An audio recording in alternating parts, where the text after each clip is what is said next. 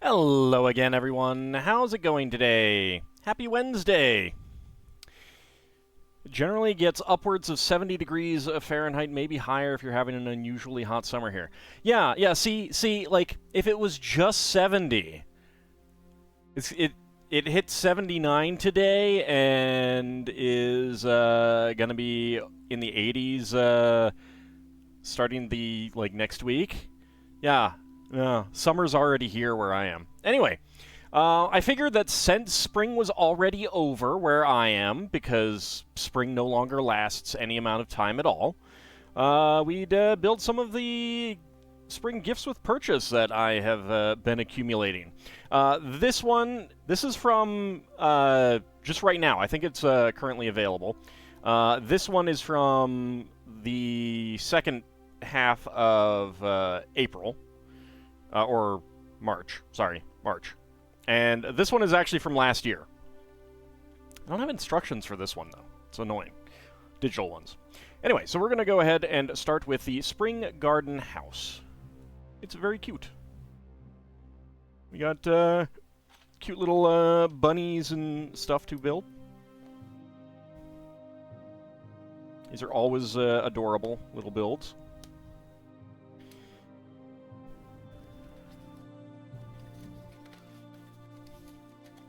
Yeah, 60s isn't summer. That's spring. I don't think you get summer.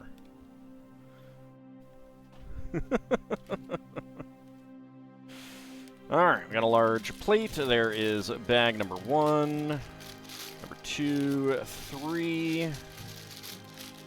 There's 4 and 5. Go ahead and put those up there. 90s are not uncommon recently. Yeah, no, that's... My cousin works at a national park in Virginia. It's not one that's well known. And they have this big display of the photographs that were taken of the area, as they were setting up the national park for the first time. It's one of the first parks in the country. It's basically like a test bed for the national park system and stuff like that. For figuring out how to set it all up and do everything and things like that. The winter photographs, basically everything is covered in feet of snow. This is Virginia. You do not get that anymore around here at all. In fact, even since I was a kid, it hasn't been that way. And there is noticeably less snow now than when I was a kid. It is disgusting and frightening. And the summers are hotter and more disgusting. This is Northwest Indiana, not far outside Chicago, and you're supposed to have lakefront cooling you off. Yeah. You're hoping you were going to be able to see the stream on time. You and your dad went to a town 1.5 hours away to finish your taxes this morning. Well, I'm glad that you made it in time. We have a little chickie, and the instructions gave him some little weird eyes. So let's actually make him cross-eyed. Why not? It snowed yesterday, maybe snow tomorrow. Gimme. I want snow. It's like almost 80 degrees.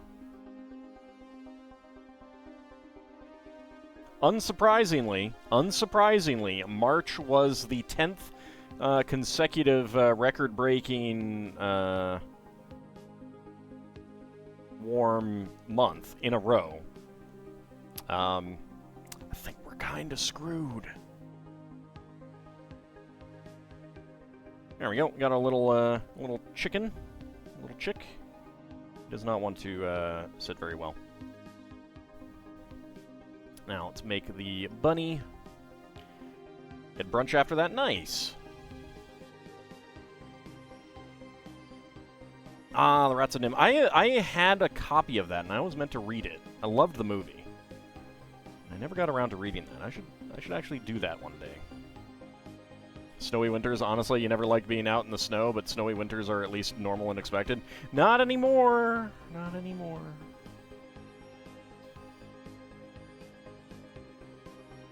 But yeah, in her picture, in the pictures that she saw, it was just like snow everywhere. Even the tree types have changed.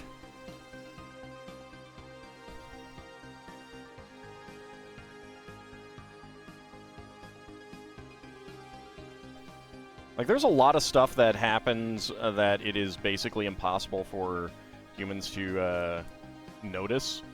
Like, New York is sinking. Even that's like a millimeter. Oop, nope, don't want an eye. A year or something like that, which is actually kind of noticeable. And then the moon is moving away from us, but very, very slowly. So eventually, it will not be able to obscure the sun anymore completely. I mean, it's a pretty amazing thing that it actually does obscure the sun the way it does. Howdy, Cloud Warthog, how's it going? Last very memorably snowy winter, it was 95 to 96's full-on winter wonderland for those who like it. Yeah, I mean, even when I was a kid, it was, we would go long stretches without snow. But when we did get snow, it would hang around for a bit, at least. Not so much anymore.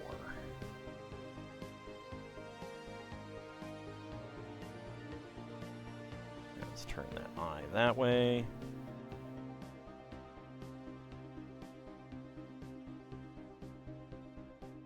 There we go.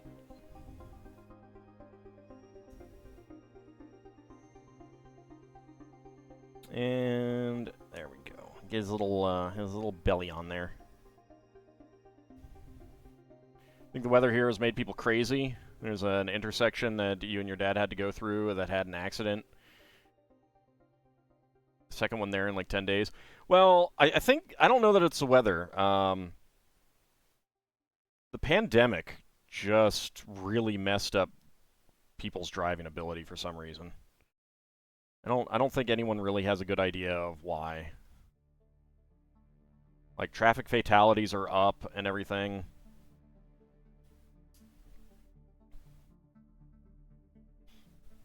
Might not be as bad as it was a while ago, but...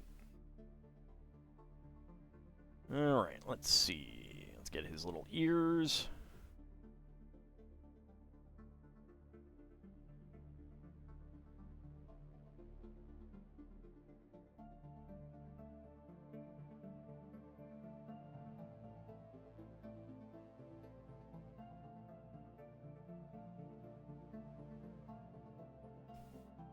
There we go.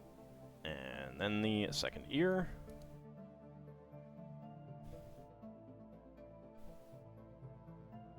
There we go. All right, we got a little bunny. Give him his carrot.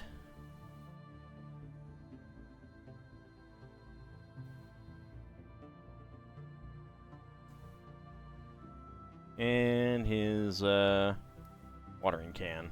There we go. It's moving away at 3.78 centimeters per year, about an inch and a half. Yeah, but I mean, given the size of the moon and everything like that, it is going to be a long time before that's at all noticeable here.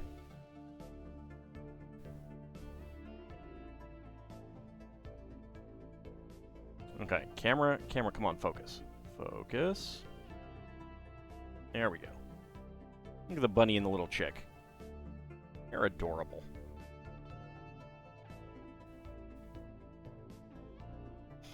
Alright, and spare parts, we have a white 1x1 cylinder tile with eye pattern and a plain white 1x1 cylinder tile.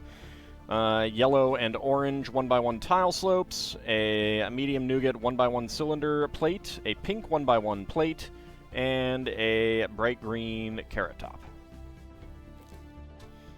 Alright, bag number 2.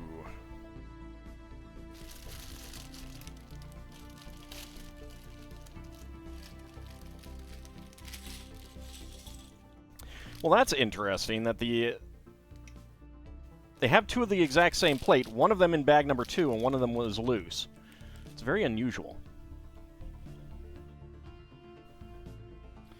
Alright, let's see.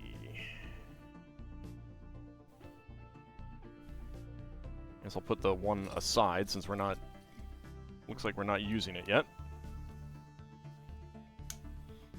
Got some bright yellow plates. Got a red bucket here.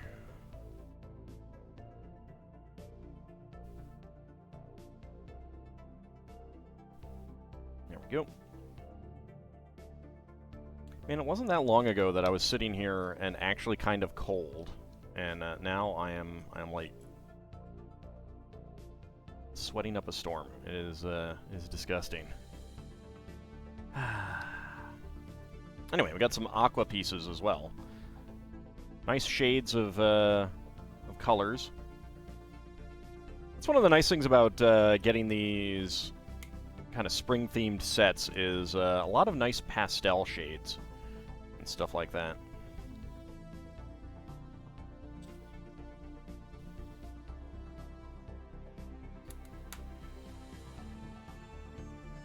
So how is everyone doing today? I hope you had a good Wednesday.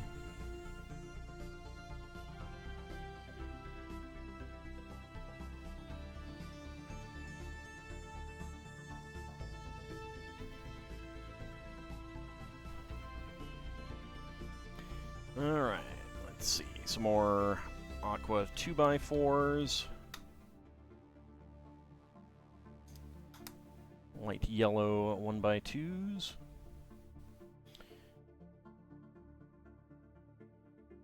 Side effect of the moon getting farther away, the period of its orbit and its rotation slowly increase. Earth's day is very, very slowly getting longer. Yeah, that's why we have leap seconds. And it will eventually affect the tides as well.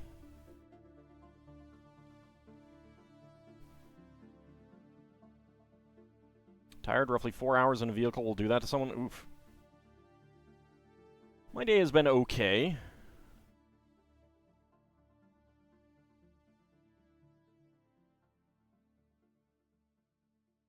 Had cookie for breakfast instead of breakfast soup. All in all, not too bad a day. Cookie. I wish I had cookies. Then again, my doctor would be very unhappy with me if I did, so, you know.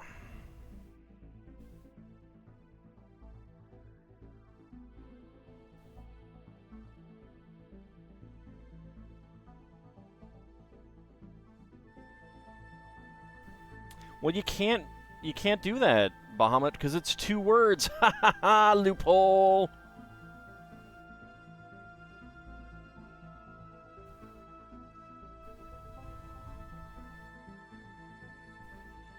All right, pair of column pieces here.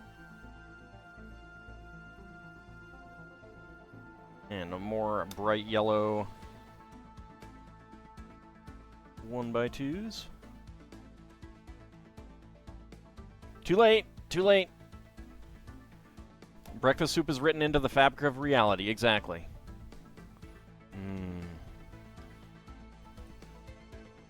So good. Everything is better with breakfast soup.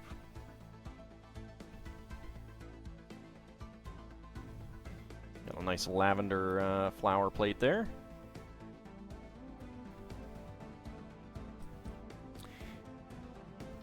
You should just accept the new breakfast soup reality, Bahamut.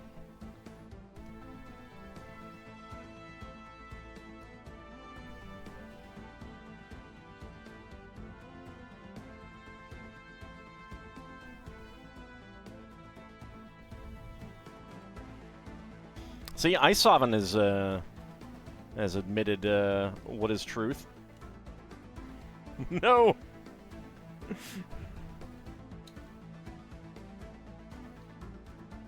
Will not give in, Alright,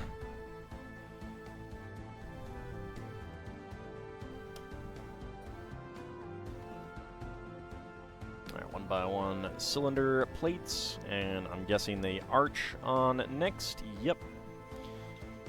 We shall name this arch Hall Jr. Job for snakes. Your grandfather didn't get shot by the Japanese for us to say breakfast soup? Well, you're right. He didn't. It has nothing to do with that. Alright. So we got some arches, which are always nice. Mostly the plates, though. Alright, and we have a 1x1 cylinder plate in white spare. We got a lime, a green, and a lavender 1x1 plate flower, a black bucket handle, and a silver fork. People who give in and accept reality as it is handed to them are simply giving up. I don't think that's how it works. Alright, bag number 3.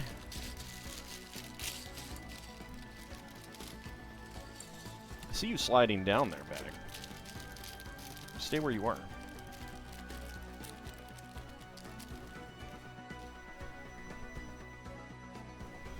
Breakfast soup is the rot of my soul because it's a filthy, demonic, vile-hearted lie.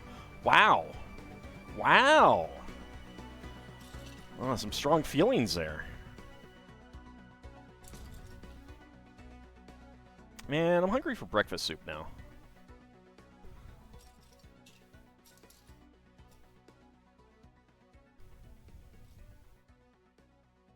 I gave my mother a hard time because she got my nephew some breakfast soup with marshmallows in it, and she would never do that for me as a kid.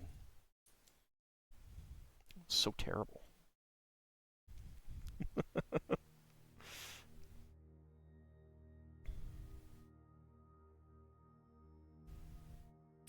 And we get a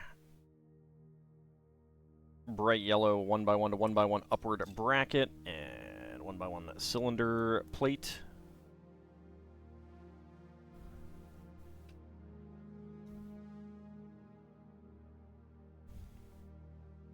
I teased her about spoiling the grandkids. Her job was to raise me, and now it's spoil her grandson. Yeah, yeah.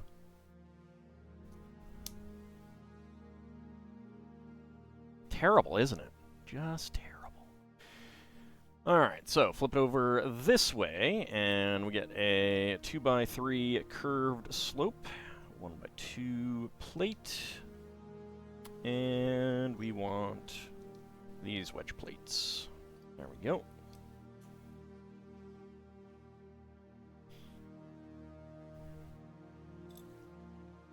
Okay, another 2x3 and a 1x3. There we go.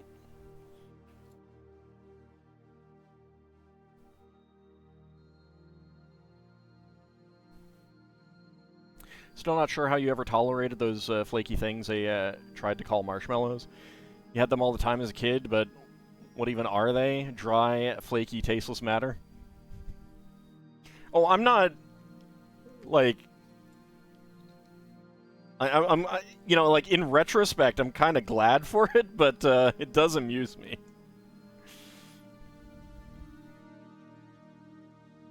Mind you, I did get lots and lots of Fruit Loops. That was my breakfast soup of choice as a child. There we go. Get that on there.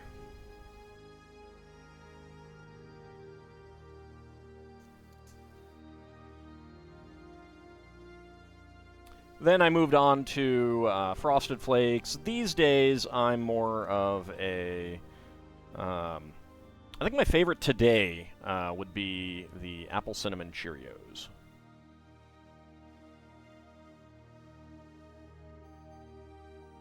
I have a soft spot for cinnamon. Maybe they taste better in milk, you don't know? You've always been a dry cerealist? That's not how you have breakfast soup.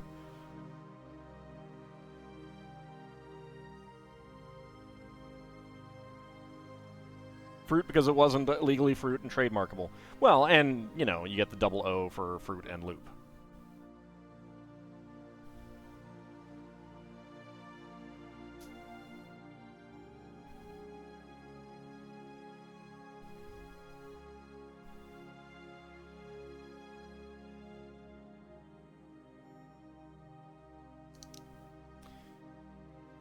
Get more curved slopes. Fruit Loops, Frosted Flakes, Lucky Charms, those were childhood cereals. Yeah, see, it was Lucky Charms that my mother bought my nephew, and I don't even know if I've ever had them.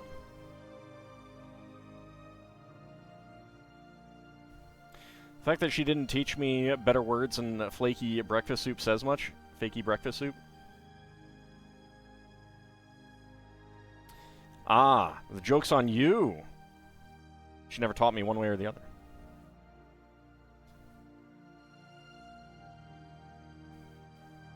She let me come to my own views. You knew you'd be called out on eating dry cereal. I will say that Frosted Mini Wheats are not too bad dry. But at the same time, they're also not good. It's a very weird thing. Like, they're not good, but I also, if I start eating them, I can't stop dry.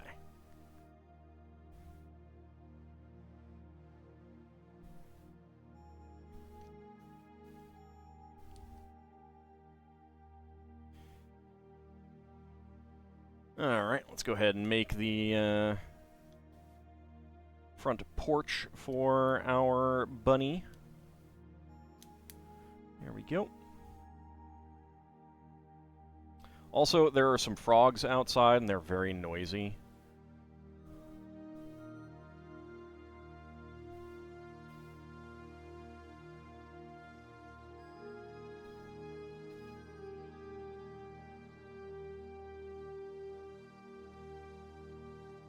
Alright, there we go. So we have the front porch there, and a spare gray 1x1 cylinder tile.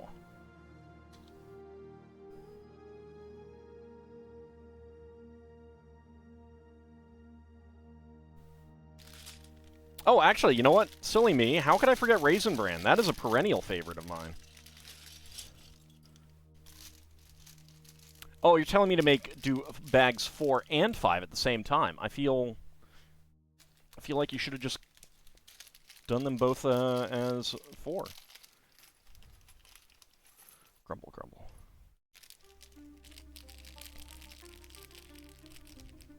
Did you know you can buy a bag of the Lucky Charms marshmallows? Why would you want to? That sounds gross.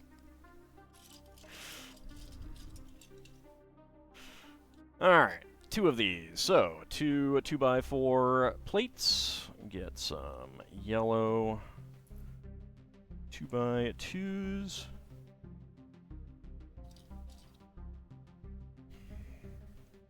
Because you can use them as cereal. I mean, you can. You could also just get the cereal and...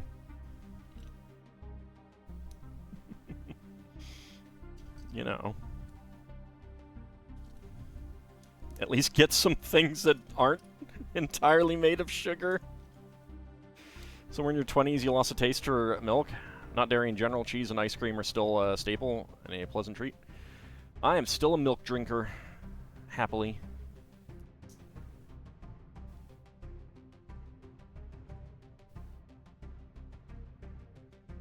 I mean, it's perfectly okay for people not to be.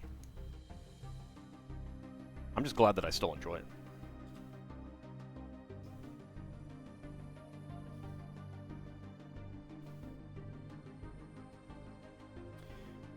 Milk hates you. Oh, are you not lactose tolerant?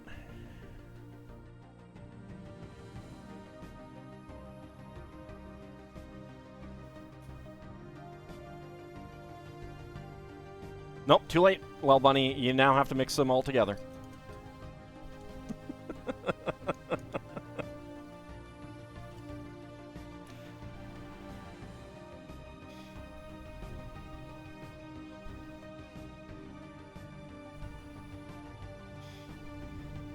Bit myself. Well, I would bit myself, but it doesn't really work that well. I have to bit other streamers.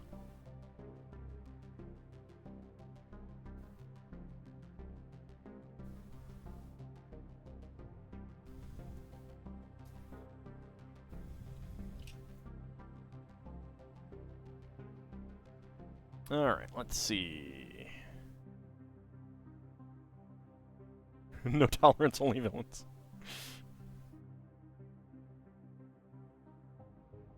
Oops, that is on that side.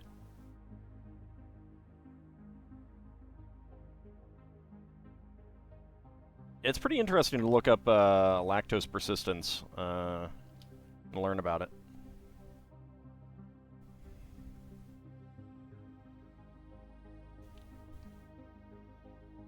The highest incidence is actually in the UK. Not Scandinavia, as I expected.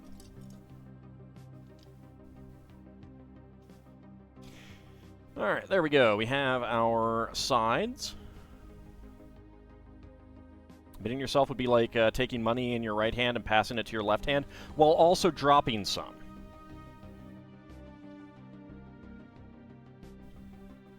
No take backsies, little bunny.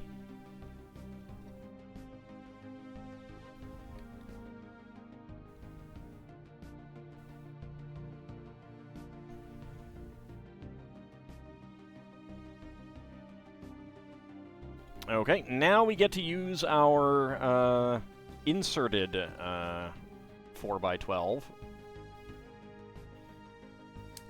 Pink.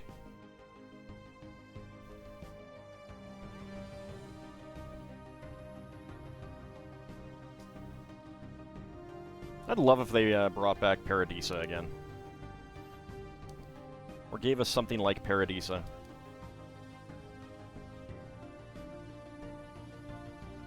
Just adding more bite. That's okay. I'm okay without bite.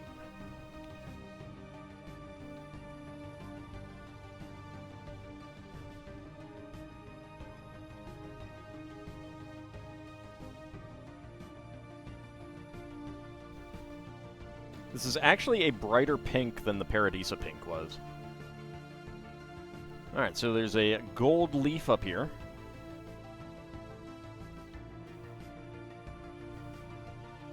Don't question it. Pink 2x4. And an egg.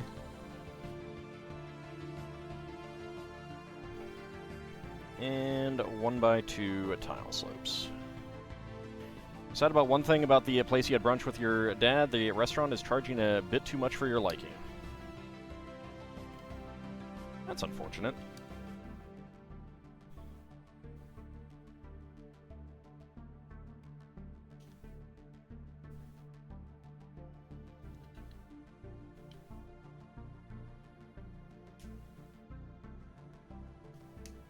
So these curved pieces are frequently used as like narrow windshields and stuff. But we did get them in Translight Blue in the Rivendell set.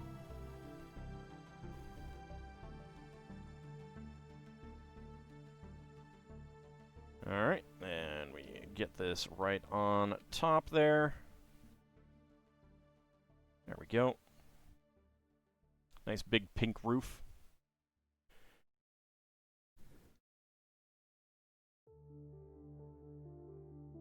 Alright, then we get some... Oops, that's the wrong shade.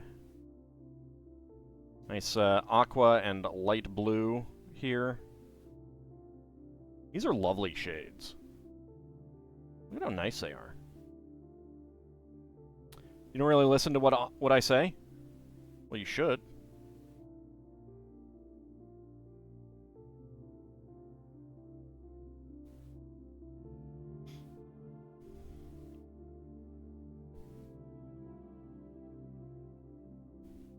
There we go.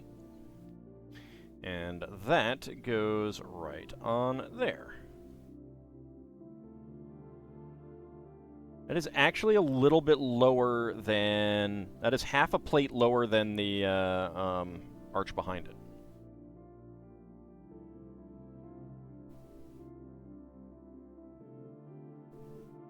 In case you missed any reply, but you should.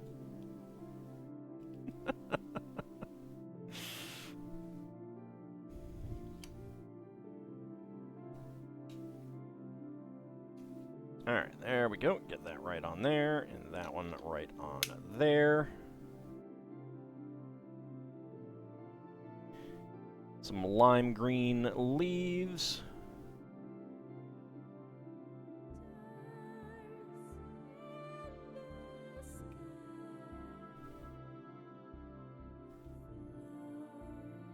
After what he said, it was a fair precaution. Exactly. No, I agree with you.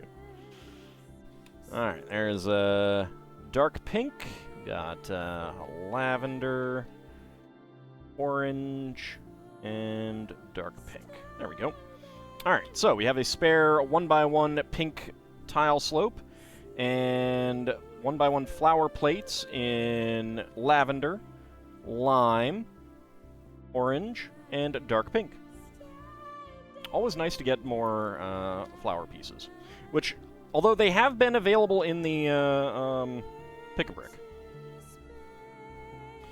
So we can have our bunny right in there, and can't really get his little chick friend anywhere. There we go. So for a gift with purchase, it's pretty cute. Lovely shades. I really do like getting all these pastels.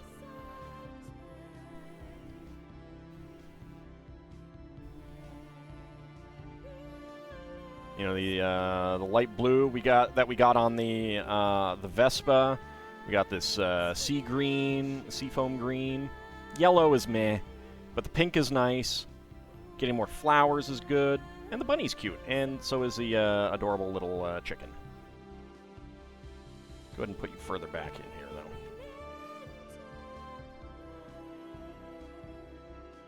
I can get the chicken up here. There we go.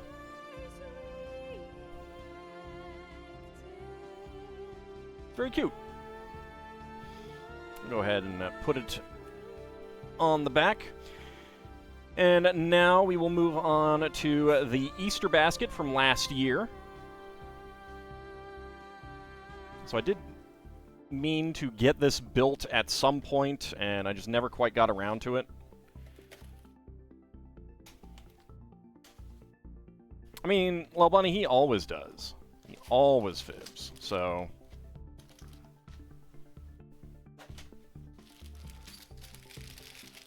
Alright, so we got some bags number 2, we got some bags number 1. There we go.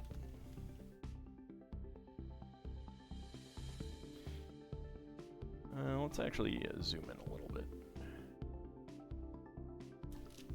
Alright, put those up there.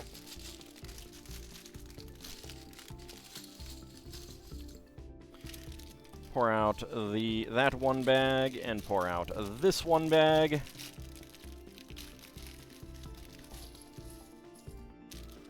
Quite a few pieces in this already. Like, bags feel full.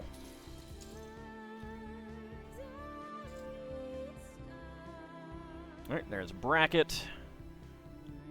I should wash his mouth out for fibbing. That's what we're supposed to do with naughty folks. I'll leave that to you. You're in chat, he's in chat. You're closer to him, obviously.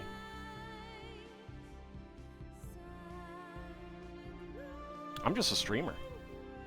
I'm all the way over here. See, like, you guys are over here on the screen, and they're right there. I'm all the way over here. So far away.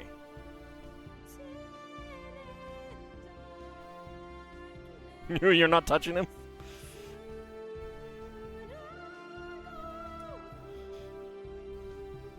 I find it funny in Dragon Quest Monsters Dark Prince how powerful your monsters are getting. The bosses aren't lasting more than a couple rounds.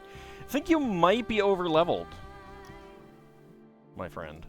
I think you might be over-leveled.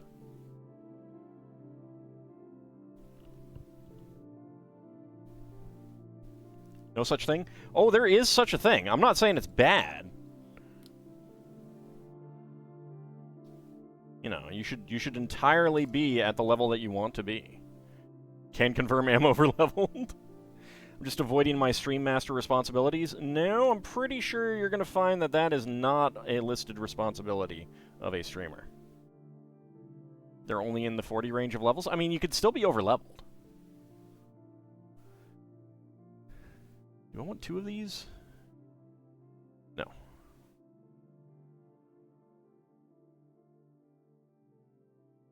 Okay, so put that aside, and 100 is pretty common for a max level in Dragon Quest.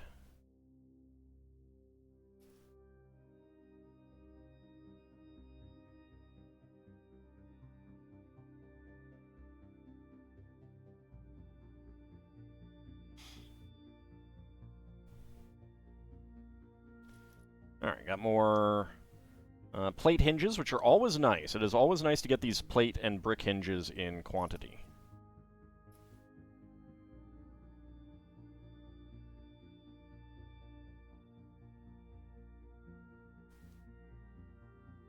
There we go. And then we get some tan ones. And 1x2 bricks in dark orange. We're going to be getting a pointless but free metal liquid slime. Woohoo!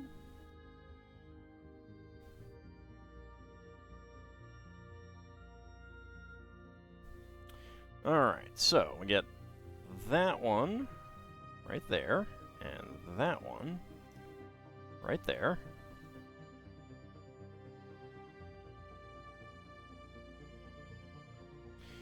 Two more of the brick hinges.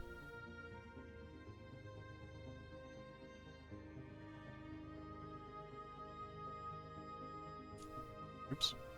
Trying to jump out of my, my hand.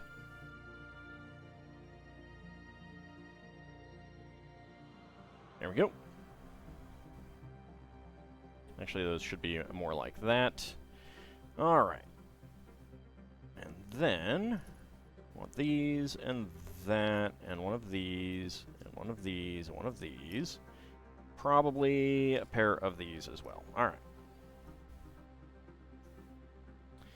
Found a 2 metal slime fight, won it, got an amazing amount of XP. Yeah, that's gonna happen. That is gonna happen.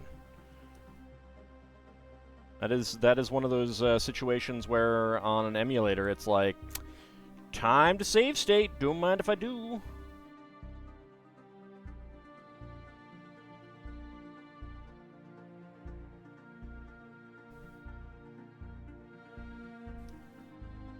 Alright, so we have an octagonal.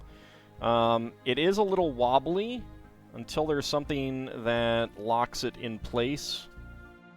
It is going to be a little wobbly. I think... Yeah, I think a 7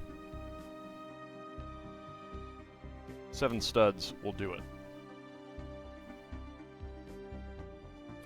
Lime green 2x2s. Studs go marching 2x2. There we go.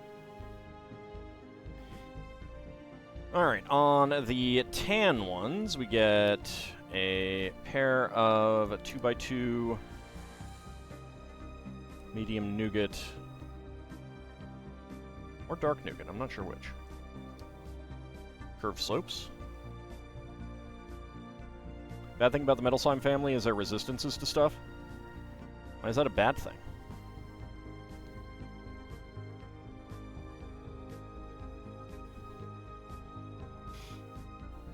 Alright, now some sand green 1x2s. Always like getting sand green. Because you can't use your most powerful spell. Oh, when they're enemies, right.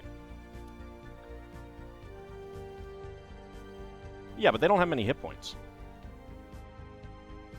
Like, you count on critical hits, or you do anything like, if you do things that have a higher chance of a crit, those tend to be metal slime killers. In so far as there is anything that is a metal slime killer.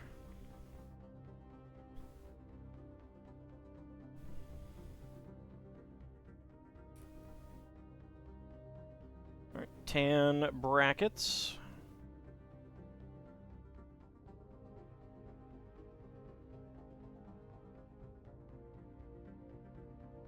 And if you have anyone that can equip, like, a falcon sword, I mean, that's like a guaranteed 2 damage if they don't miss.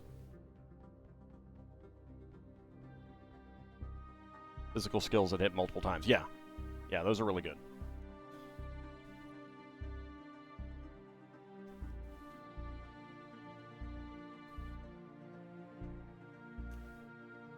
If you have anything with Metal Slash, I don't know if that is a thing in that game, but that is something that could be done as well. Alright, 1x2 brown tiles on the yellow sides.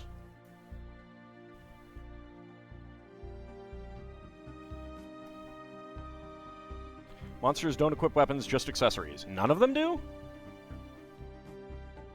I would think that there would be some that did. Like, what about a Slime Knight?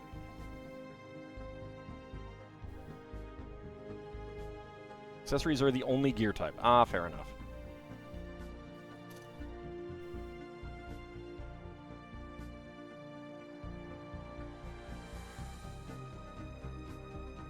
It's a little disappointing.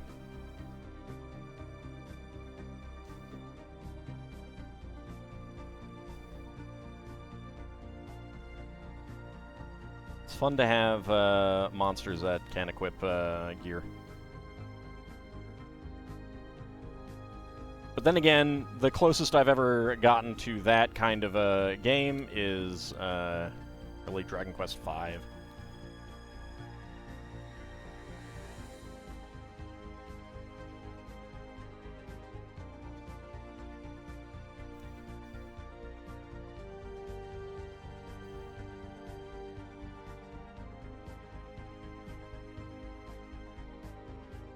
There we go. So we've got light blue and light yellow 1x2 curved slopes all around there.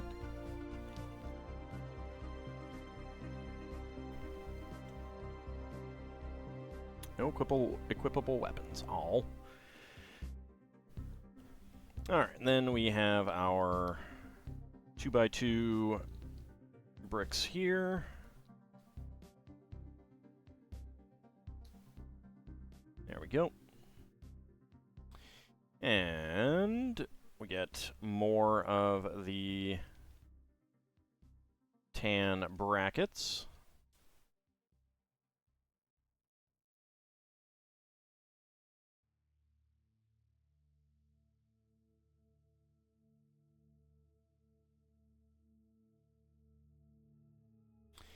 And more sand green 1x2s behind it. There we go.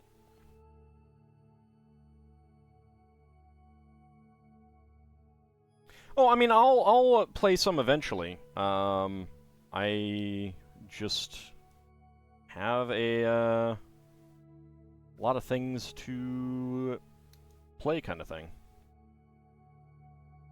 Very likely the next Dragon Quest game that I play will be 8, however. Right, and a second 4x4 cylinder brick on top. And we get 2x2 cylinder tiles with a center hole, acting as spacers. And then 2x2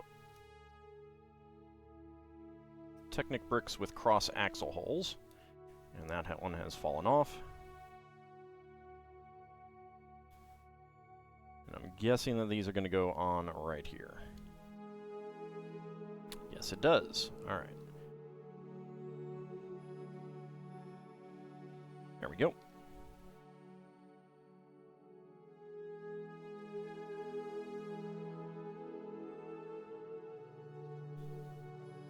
Ha! Joke's on you! I don't have a true list.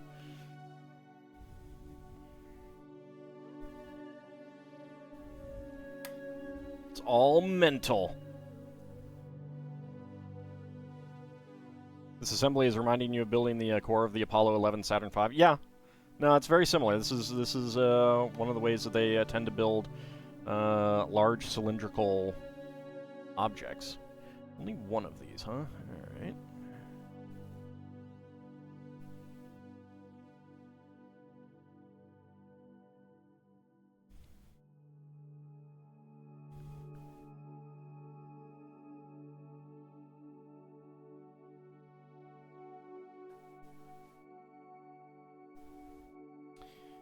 And there we go.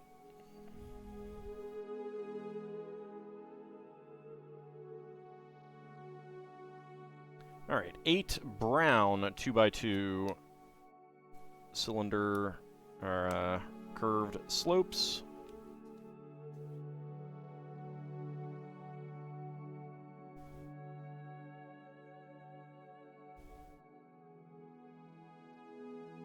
Cat bumped one of the fins off the Saturn V again.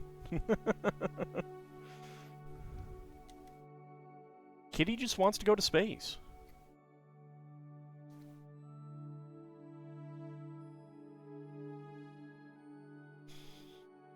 Alright, and then we get our 2x2 curved slopes here.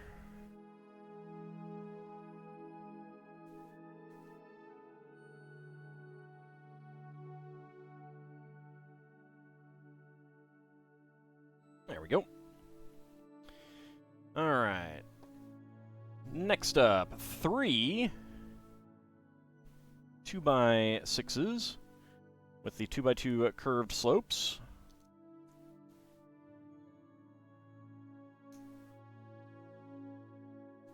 A lot of good pieces for dirt with this.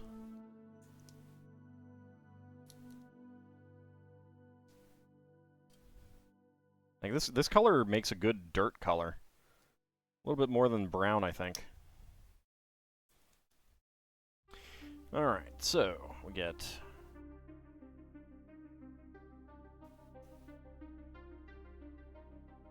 light yellow and a light blue. There we go. Light yellow and light blue. Oops. Grabbed the wrong piece.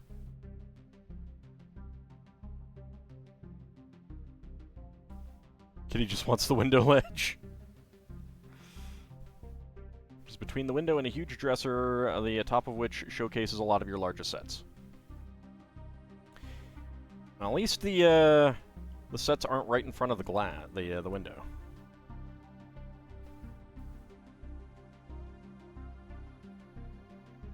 Stay away from the direct sunlight.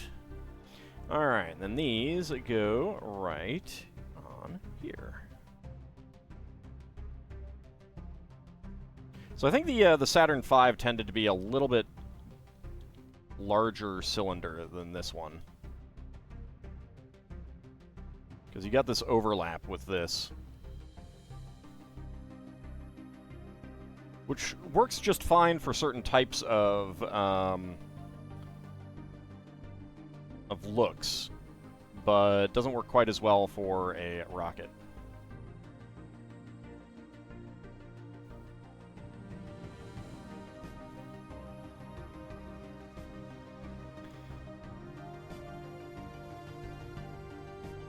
Alright, and then we have a little bow piece. I'm not sure what you're referring to, Bahamut.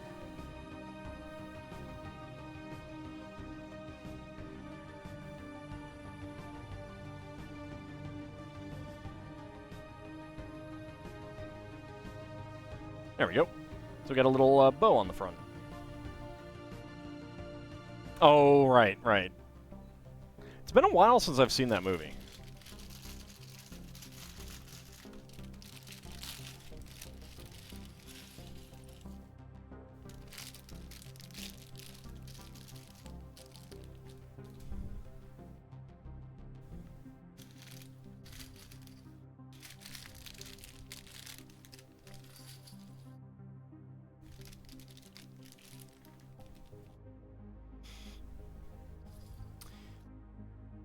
Alright, let's see.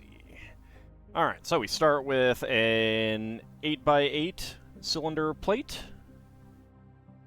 The definitive Christmas movie. Sure. I will say that Gremlins 2 is definitely one of the best sequels.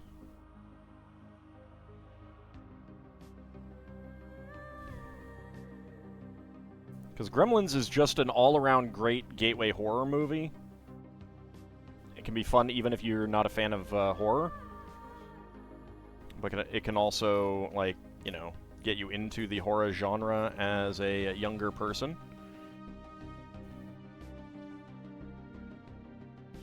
And,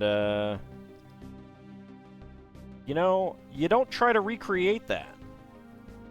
If you're going to make a sequel, you don't try to recreate that. It's just an all-around fun movie. Yeah. It's great. It's got tons of great parody in it. And that's, you know,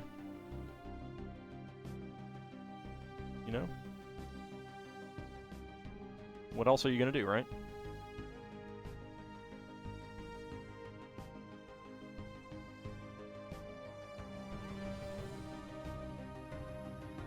Yeah, he just passed, I think.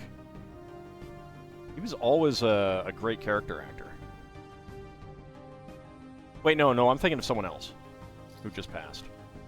He probably passed a while ago.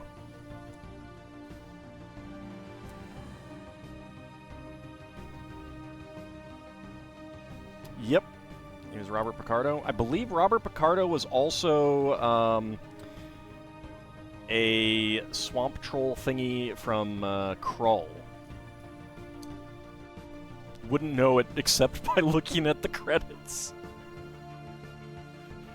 Man, I should watch Krull again. Love that movie.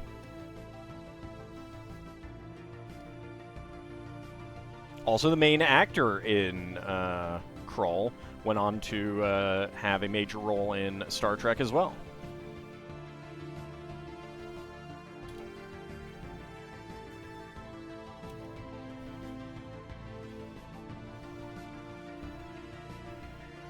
Not like a main role, but a recurring role. December 2008. Yeah, I was thinking of someone else who just passed. Another really good character actor.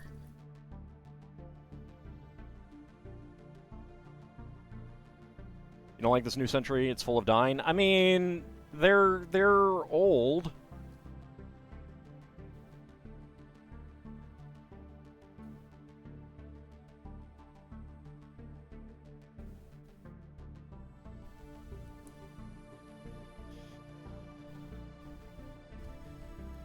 It does kind of happen when people get old.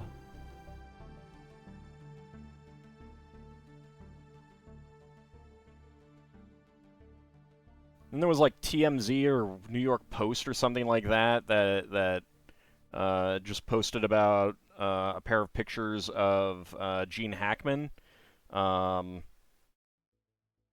almost the same outfit a week apart, and it's like, who gives a crap? Let the dude live his retirement. Good lord, who cares if he's wearing the same thing a week apart? I do.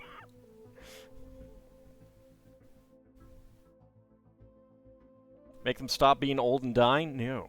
Refuse. Because I can't. I don't have that kind of control.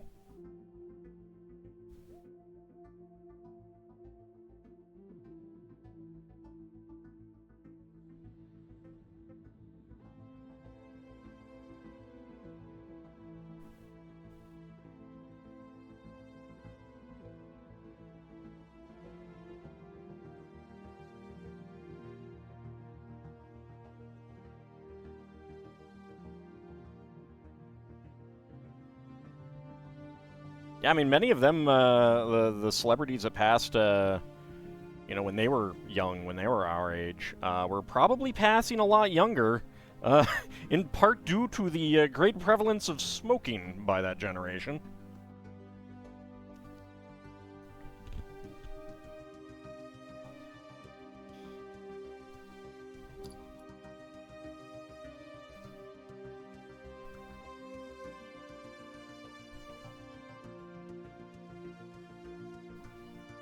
like people talking about the one of the cast photos for the new Ghostbuster movie, and people basically being like, Paul Rudd's got getting a run for his money on that not aging category next to Ernie Hudson.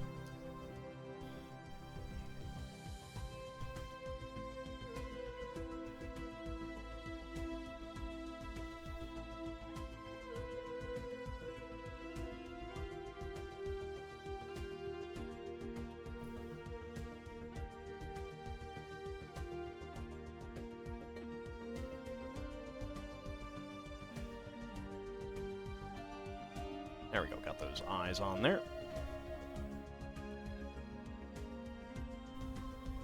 One by one tile slope, and 1x2 curved slope there.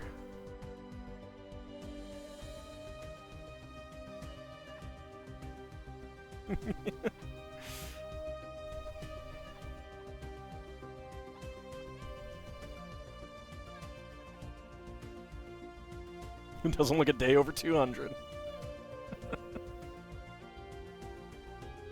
I mean, some people just, you know, they don't age gracefully.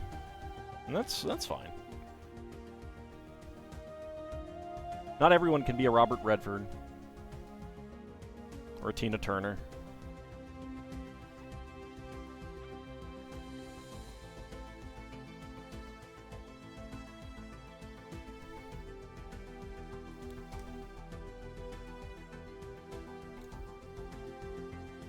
Picks up smoking and drinking heavier because Auld told you to. I did not, sir. I did not.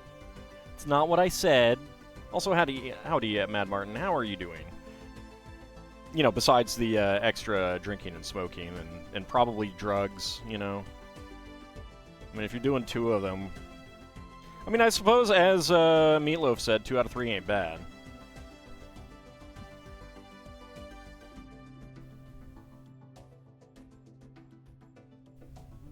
I said, Martin, you know what would make you even cooler? Pretty sure I did not.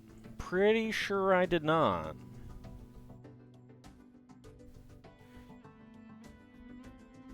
Don't tease me with things I'm not supposed to eat anymore.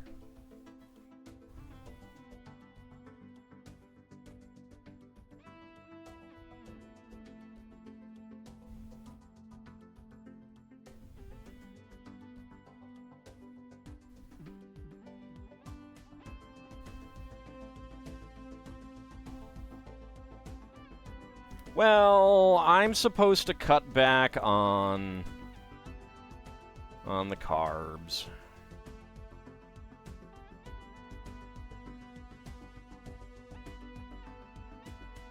I'm pretty sure that means no cake and stuff like that if I can avoid it. Or Little Debbie zebra cakes. Little Debbie zebra cakes, those are delicious. Gives everyone but Auld cake? No, no. You can't do it that way. Doesn't work that way. Look at this. Look at this cutie. Isn't that adorable? Oh, he's so cute. Am I feeling more fully recovered? Yeah. Ish. Still a little congested. But that's because when I get a cold, it lasts forever.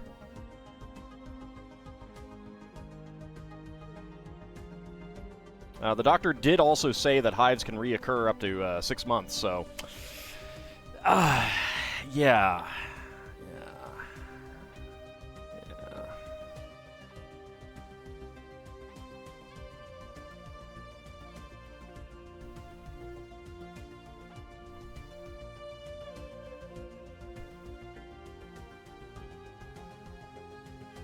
Who knows how it'll be.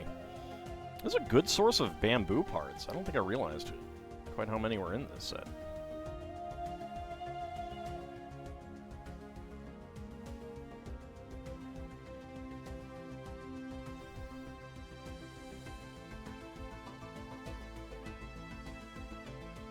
And a good source of green 1x1 cylinder plates too. That's pretty cool.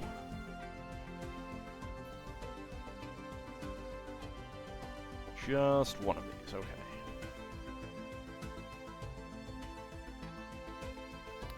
Like, I don't have the raised hives anymore, so that's good. That is a big improvement.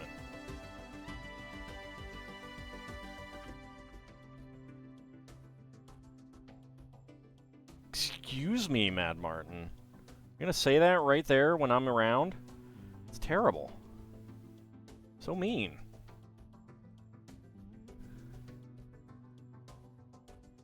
I don't know, Bahamut. You tend to Mega Flare them. I don't Mega Flare anyone. I give out copious amounts of ham, too.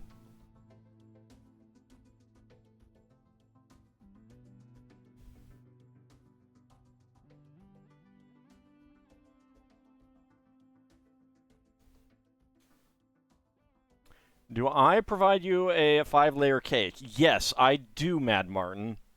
5 layers of ham. In cake form.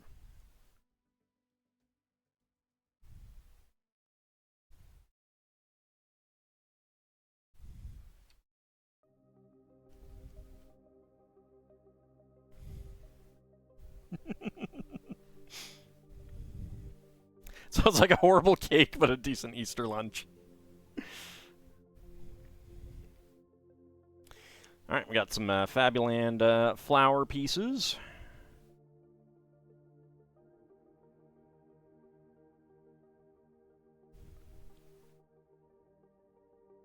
Truly is the best cake. You should try it.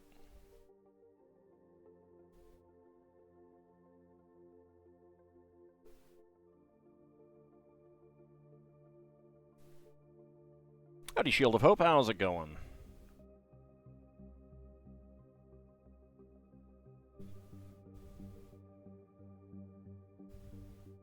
I mean, you could always have a layer cake in the form of lasagna.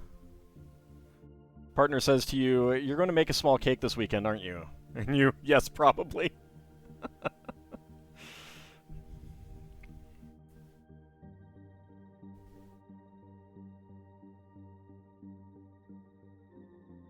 Tell your partner that they should steal it.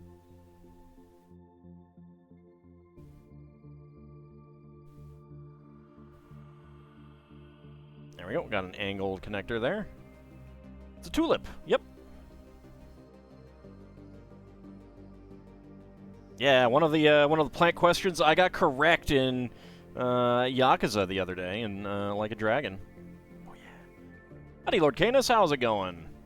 Did more chaotic creative sharings today on the D&D variety. Helped to brew up ideas for a Mesoamerican themed campaign.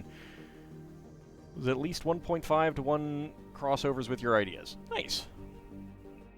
Just saw someone playing Elden Ring blind react to the optional boss's second phase.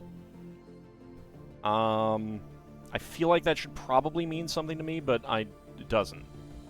That is not the right piece there. I have not played Elden Ring. I have not seen anyone play Elden Ring.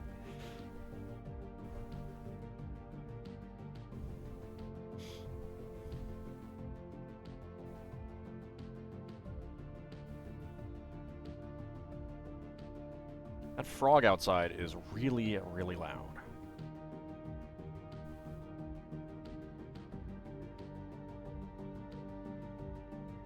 They died for 2 hours to the first phase. Ah!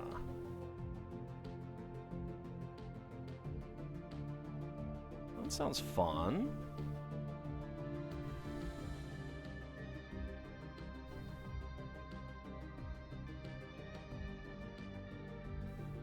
You thought I loved frogs?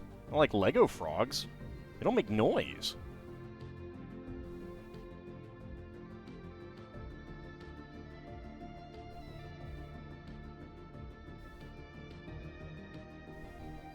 They're not sitting around all the time just screaming, "I'm horny!" Because that's basically what the frogs are doing right now. What about frog nights? I mean, that's fine. Again, as long as they're not sitting around screaming all the time. I could do without that part. Goes to clip.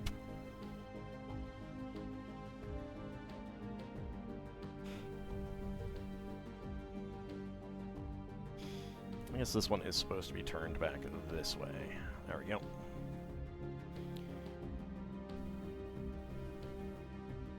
I mean, that's what I do these things for.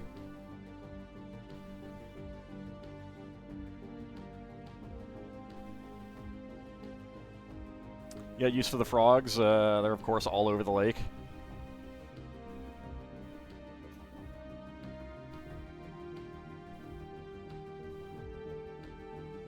Now let me. I think I recorded one the other day. Let me see.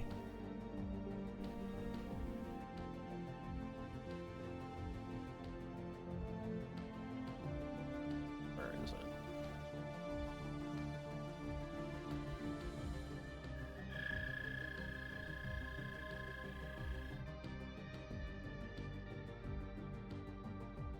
So if that was picked up by my microphone, that is what they're doing.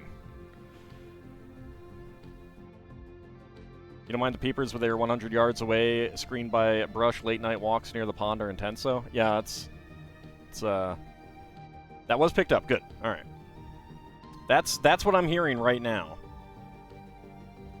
Like, the actual frogs right now not being picked up by the microphone.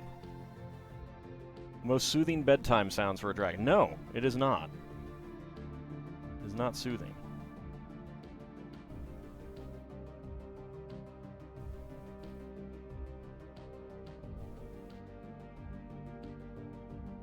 It's annoying. That's what it is. Alright. This one is...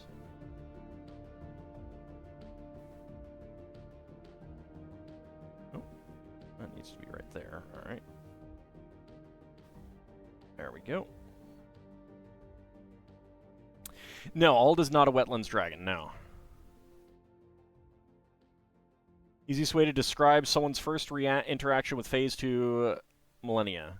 It's beautiful. Dead. Oh, neat. Have I considered any mocks to reinvent my favorite sets in a more modern style? Not really. If I was... For mocks, I'd rather do new things. That's a bit more my speed. It's like the natural rhythm of night. I would rather listen to the Rhythm of the Night, that song from the 90s.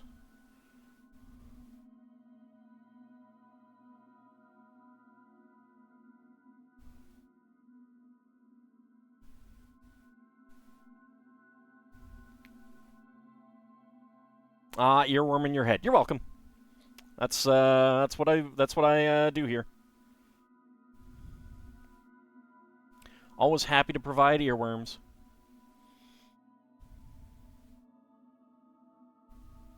We do not. I would love to set up a quote spot, but I don't know how.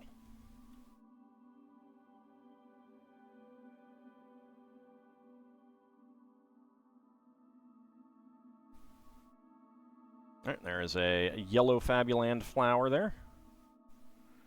Only songs you like get stuck in your head. Well, that's good.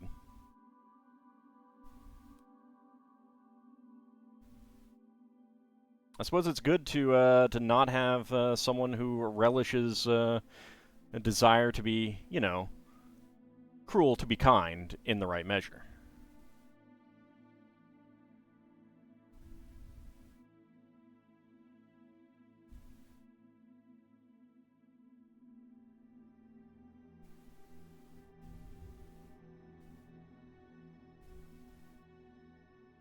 There we go. Get that in there. More Fabuland flowers.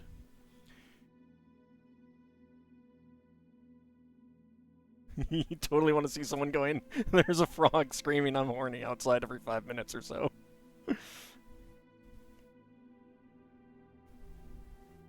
It wouldn't be every 5 minutes.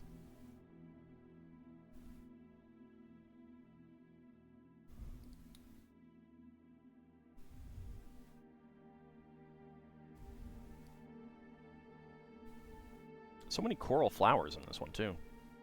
Every 3.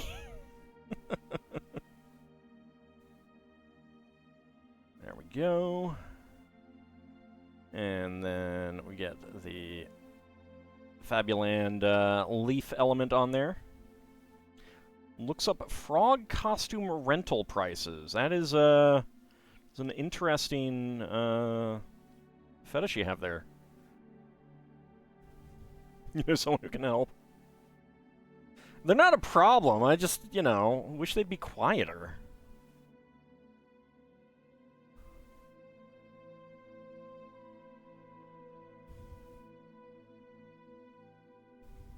Well, I mean, with a name like that, Doc Necrotic, you know, it's kind of understandable.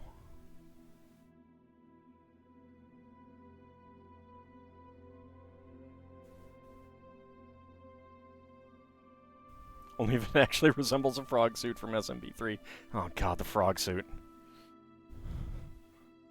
Great for the water levels. Have they ever brought that back in other later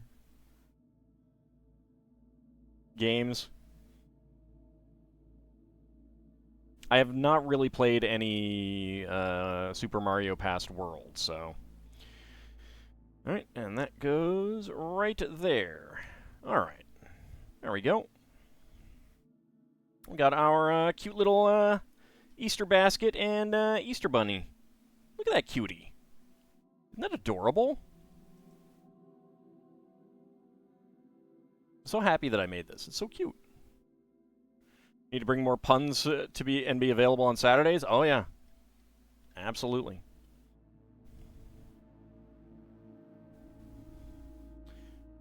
Alright, so, spare parts. We got pink and white 1x1 plates, white 1x1 cylinder tile with eye pattern, pink 1x1 cylinder tile, a white swirled ice cream piece, gray half bushing, white half cylinder tile 1x2,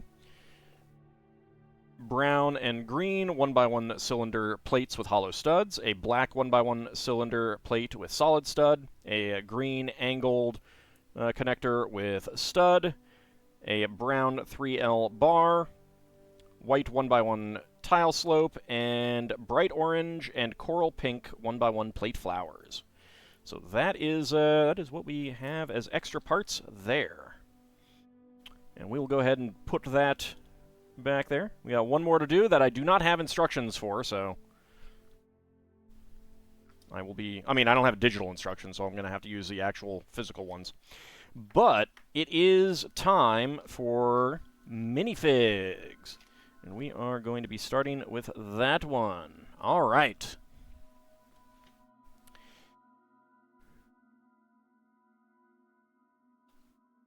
By chance, did I get the Majestic Doge Horse April Fool's prank?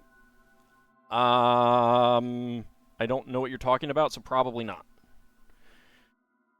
Let's see.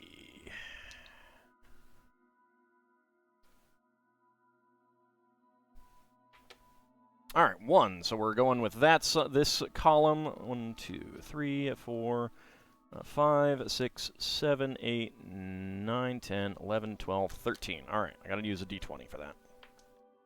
7. 1, 2, 3, 4, 5, 6, 7. There we go.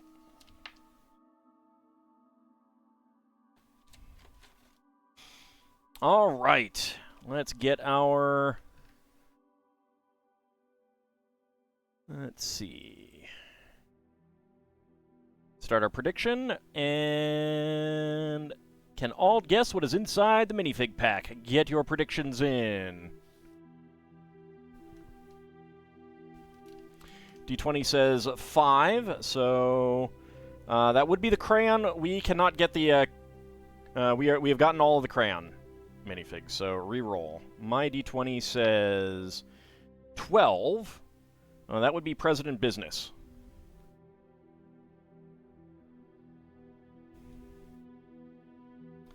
For Series 25, do I use a D12? Yes.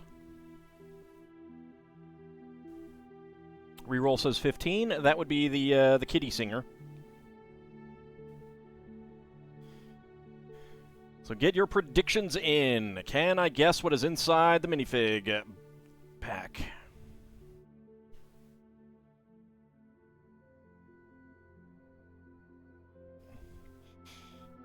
Okay, about a minute to go. Just be topical, let's start guessing with an adorable Easter Minotaur basket weaver. Are there any remakes of the classic dragons? Not that I'm aware of. They show up in LEGO artwork, but I don't think they've done anything like recreate them.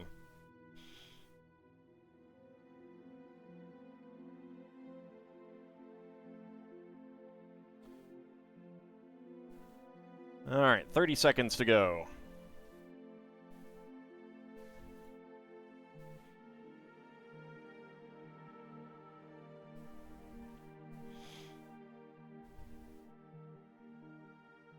You don't want to pay $50 for one that's probably chipped? Oof.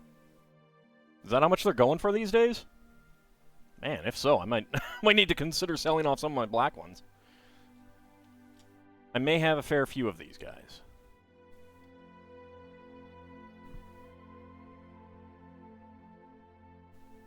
Yeah, they have not been around since the last time was Fright Nights and the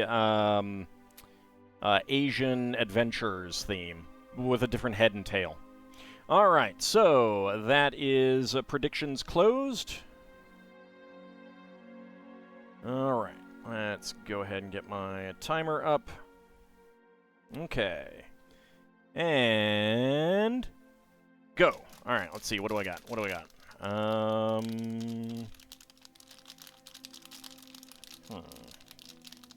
Just feeling torso and ambiguous headpiece.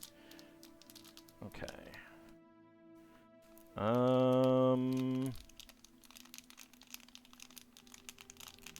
Is that what I think it is? All right. 25.27. We got Ms. Scratch and Post, number 6.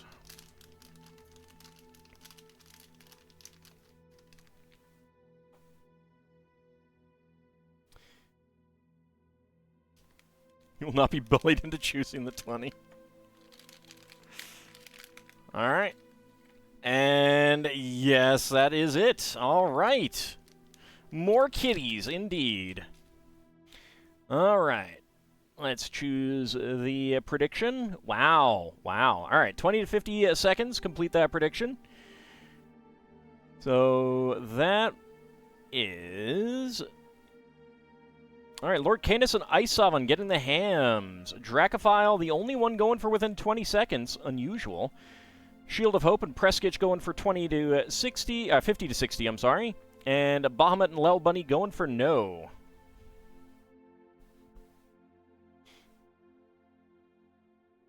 Kitty has a mohawk. Yeah, they reuse this for the kitty in the Monkey Kid sets, the mold.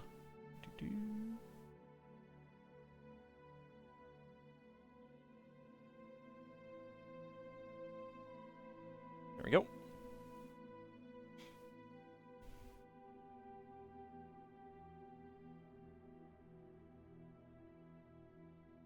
She only has one side face. There we go. And we get our punk kitty.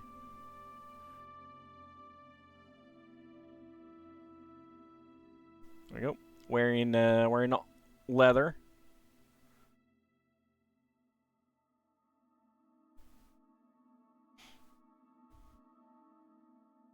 You refuse to have faith in any dragon that supports breakfast soup. Well, I mean, that's too bad. Now you want it even more? Hit me up on Discord or something, Duke Darkwood. Alright. So let's go to Series 8 now. And let me get that down here. And here is the hanger. We'll take one from the bottom. All right. Let's go ahead and start a prediction. Can Ald guess what is inside the minifig pack? Let's go. Get your predictions in.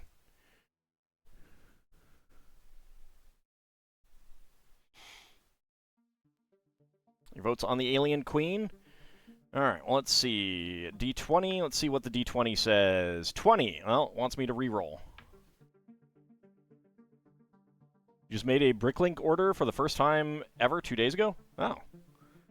I actually had one of the early stores on Bricklink. Alright, 6. That would be the diver. Okay. So that is what, Isn't breakfast soup just another way of saying porter or stout? No, no it's not. Yeah, cornflakes are the best breakfast soup. Oh, yeah. D20 says 15. That would be the pirate. So we've got about a minute to go. Get your predictions in. I'm not opening up another Santa. I have too many Santas as it is.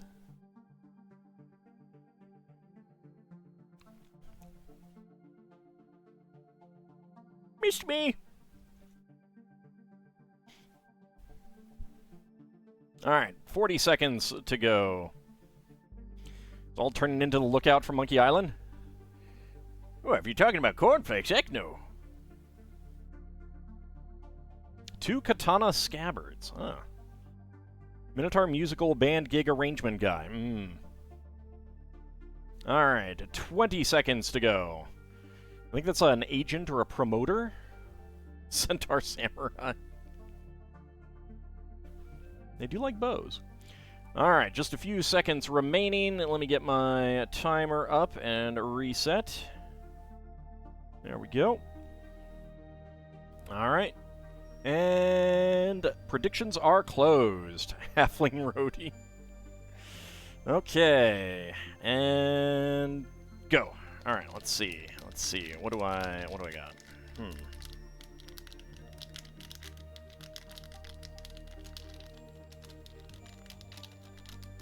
Need to find a piece that I can tell what it is. What do I got here? Alright. 24.6. I believe we have the fairy. Let's see if that is correct.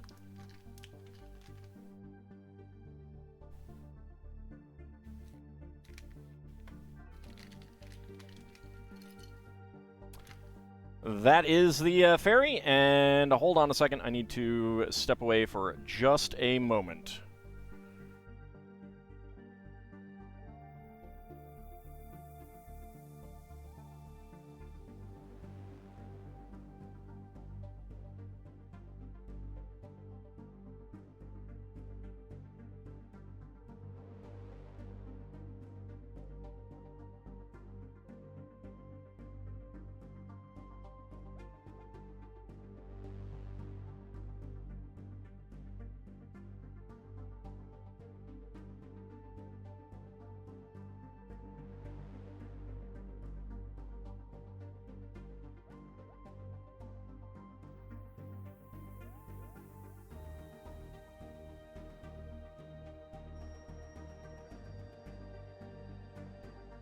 Sorry about that. Alright, so that was, let's see. Get my timer up. 24.6. So let me go ahead and choose that prediction. Choose the outcome. 20 to 50 seconds. Alright, who is getting the hams? Lord Canis and Ice Oven once again getting the hams. Kinshir and Bahamut going for within 20 seconds. Prescott, Shield of Hope, and Lel Bunny going for 50 to 60. And Dracophile going for no. Alright, so we got another fairy here. Let me go ahead and mark that one down. Uncharacteristically for you, you actually decided to get the rest of the matching ones. I'm sorry, let's see. After you got in that Ninjago creative box, you later saw a Ninjago set that actually caught your eye on the store shelf. Turns out that it was part of the same theme within Ninjago because the outfits were matching. Yeah, they do like seasonal stuff tying into the show.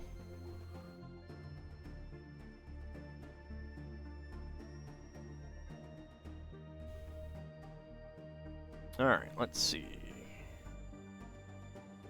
Let's get that.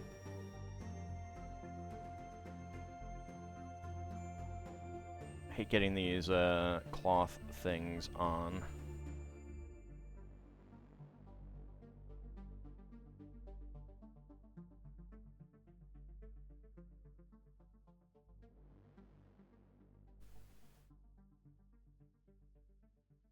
And get that one on. There we go. Oh, nope, popped off.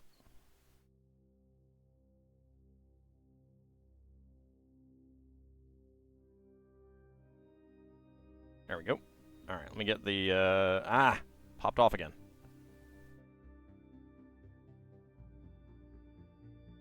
Alright. So I got the torso on to lock it in. Let me just make sure that it is turned properly, and there we go. Alright.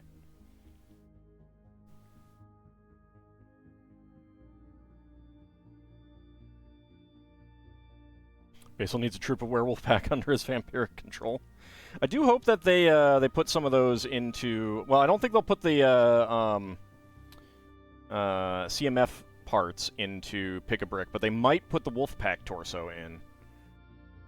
That would be pretty great.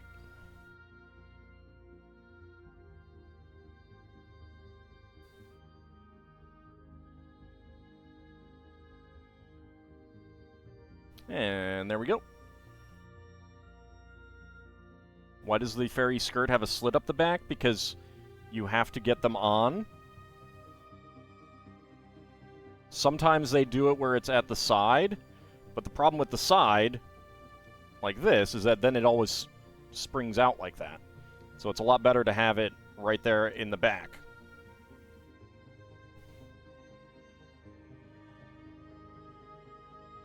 There we go.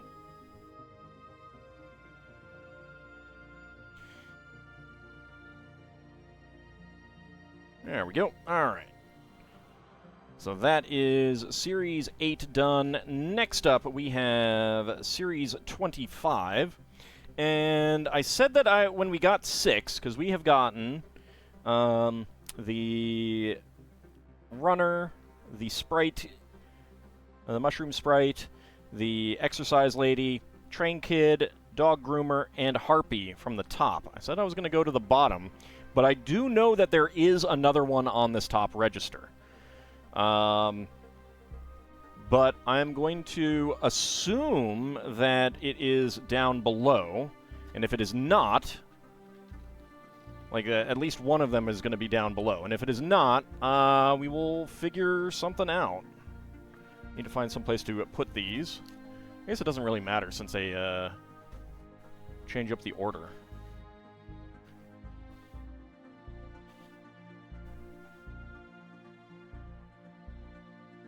Okay, so take off the simple cardboard, toss it aside. Alright, so we've got D6 to determine top. 1, 2, 3, 4, 5, 6. That is 3, and need a D10 because we got 9. We got 9 in a row. That would be 9. Alright, so that is that one right there.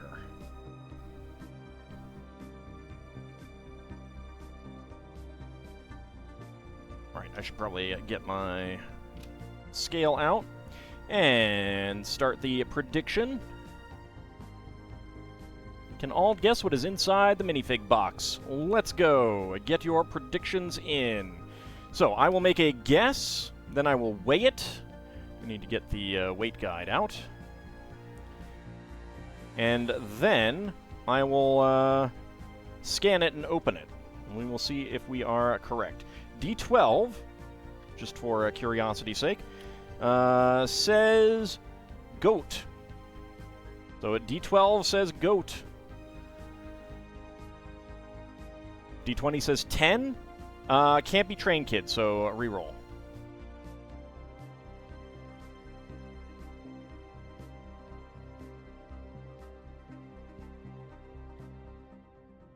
don't keep the full set handy? What do you mean the full set? 2? Alright, that would be the Gamer Girl. Alright, about a minute to go. 3, please, 3. Basil the Batlord.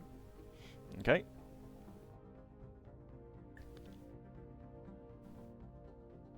Oh, I mean, I have a...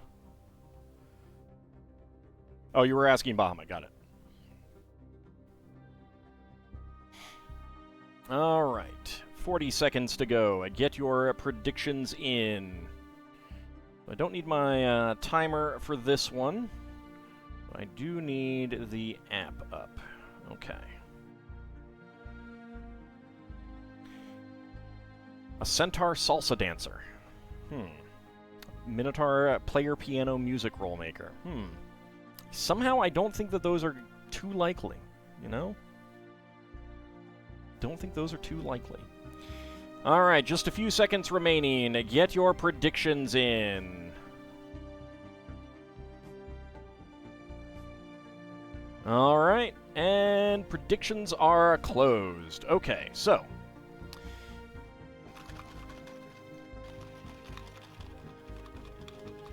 Alright, there's definitely some extra pieces in here.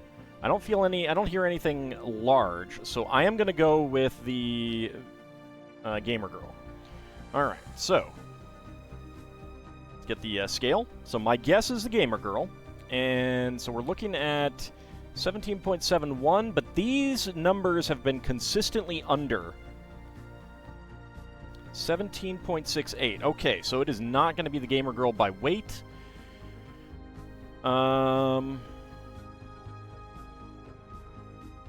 That could be the Exercise Lady again. I mean, going by weight, I'm saying the Exercise Lady, but it's weird. No, it did, Big Mac. Big Mac, you got it too. Alright, so, I'm going with the Exercise Lady for the based on the weight. Alright. So let's go ahead and scan it. Where is my... Oh, hey, they have the...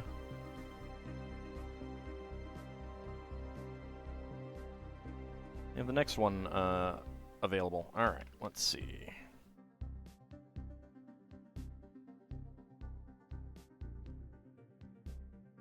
There we go. That's saying the Harpy, which we had on the top. So... All right, well, looks like it's going to be a no.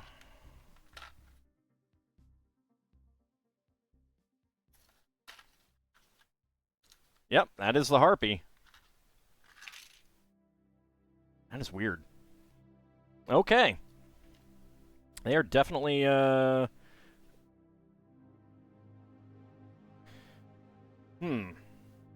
So I may scan all the top ones and just figure out which ones we haven't gotten yet and like mix them up with the bottom or something like that. I don't know. I need to think about it. Not having an easy way of going top to bottom is a little bit annoying.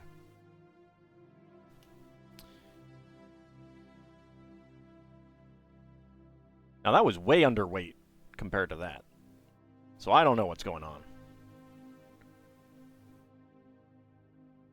These numbers that I'm using for the weights are just way, way off. Might need to think of something else to do if they're going to be this far off. It's not much better than a guess at this point.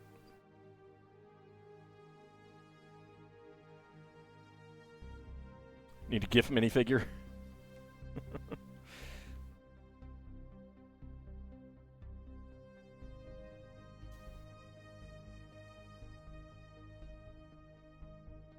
Okay, so let me go ahead and choose that prediction.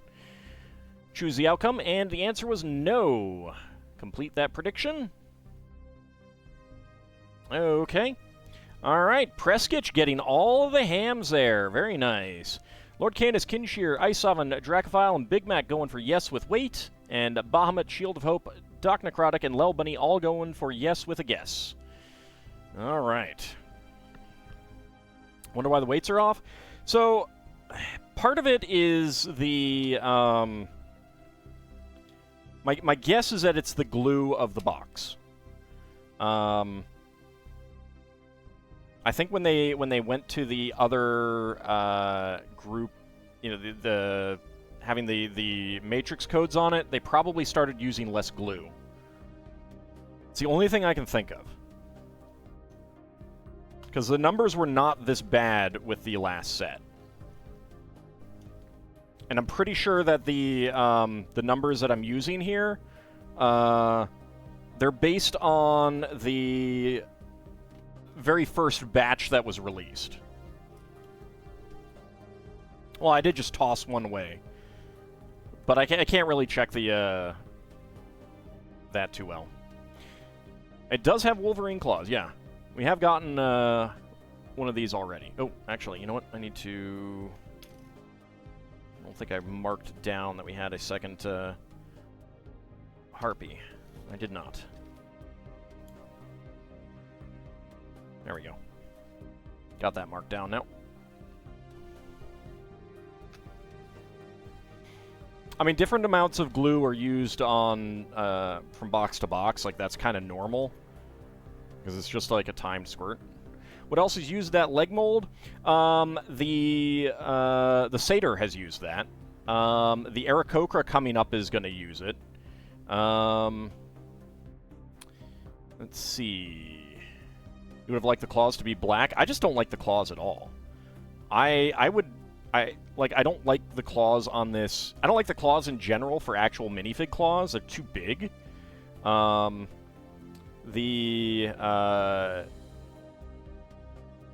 would much have preferred just, you know, hands and a more normal female bird color. That would have been my preference. Hot dog truck uses the claws for fries. Very clever. Yeah. And they've used them for, like greenery, holly stuff on some, like, Christmas-related sets, winter-related sets. So I got no problems with the piece itself. I just don't think it looks good as a minifig accessory. All right, 1, 2, 3, 4, and 5. Get those up there. And unfortunately, I do not have a digital copy of these instructions.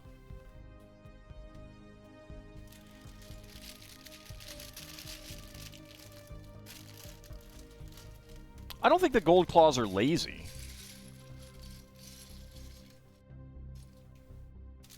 All right, Bahamut, have a good rest of your day. I mean, Wolverine doesn't have gold claws. I don't know if they've been in gold before. Oh, we need to use bag number 2 as well, huh? All right.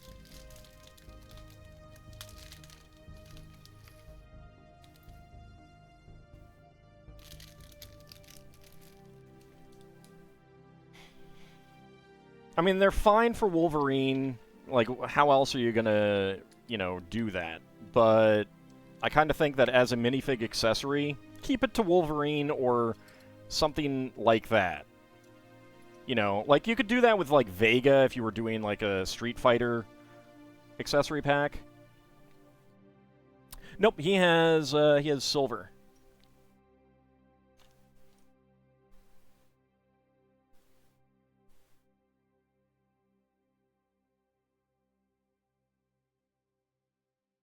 So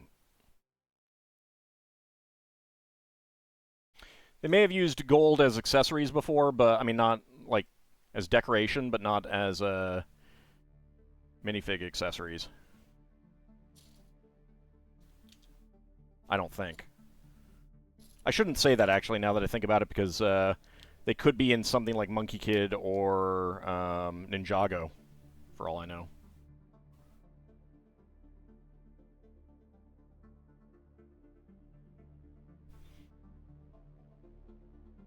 I know, I don't like the parts for as minifig accessories. They're too big.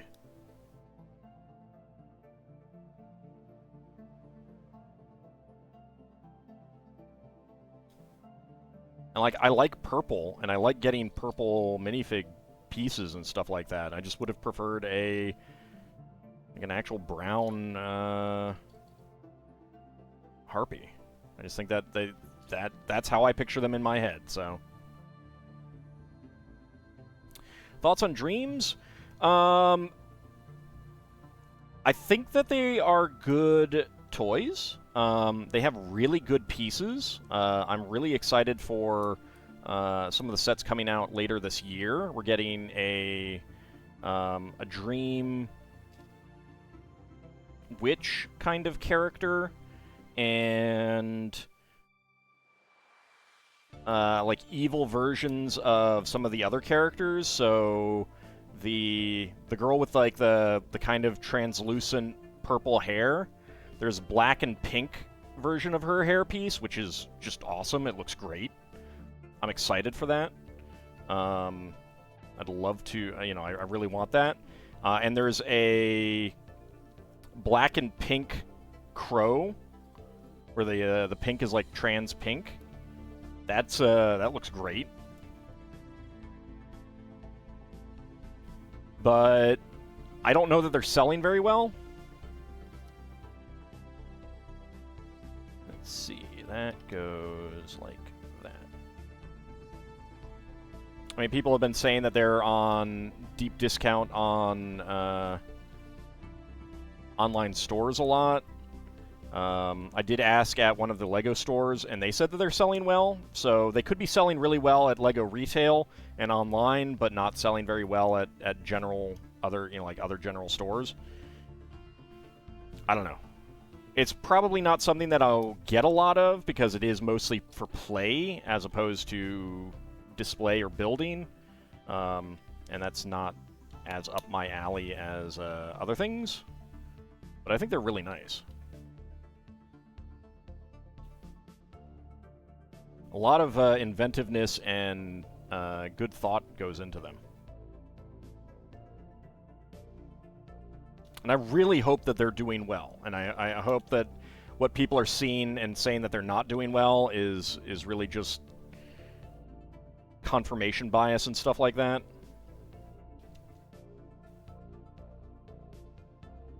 Oh, sure. No, I mean, like, I think it's great for them to have playsets, you know.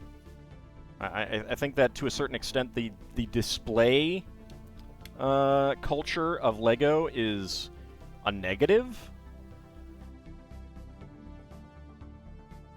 You know, there's nothing inherently wrong with displaying them, but I think that for an adult, I think that building and rebuilding is a more engaging part of the hobby. Obviously, everyone is, more than entitled to do whatever they want, but I do think that the obsession with display and the obsession with making sure that things are in perfect condition, like, there are people who will refuse to take a minifig and put it on studs because they're worried that it is going to damage the leg pieces. And that to me is just like, come on. Speaking of time cruisers, what was my take on that? It really, really felt like they had a lot of spare parts and they needed to get rid of them. They were great for parts. Some of them had a lot of play potential. But do not get me started on Timmy. Oh no, it's exposed to oxygen. It could damage its precious atoms. I mean, I think, like, worrying about discoloration, that's fair. I mean, I've got parts that have gotten discolored and stuff like that, and it sucks. But some of the obsession that I see is a little bit too... I don't know. It seems like it saps the fun. Like, there was someone looking at the Dreams sets and saying that it makes them not want to be a Star Wars LEGO fan because the sets are more expensive and they feel like the Dreams sets got better designs and stuff like that, and it's just like,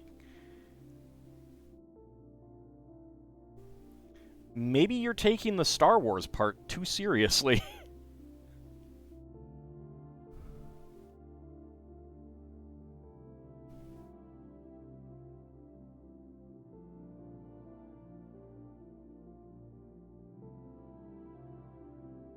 Yeah, I've seen that too, and I've thought about trying that, the ultraviolet thing.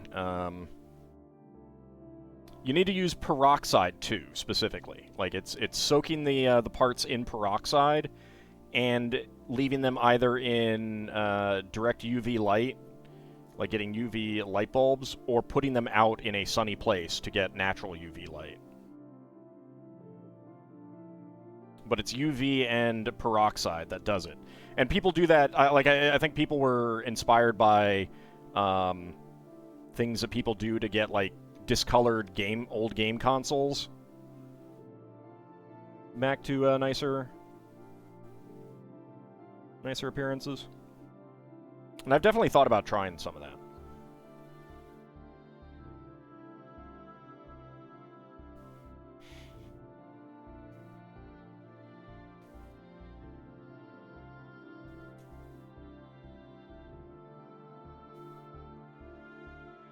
But, like, LEGO is supposed to be fun, and if you are having, like, almost an existential crisis that you feel that LEGO is not doing what they should for Star Wars and stuff like that, maybe that's a sign that you're taking it too seriously, kind of thing.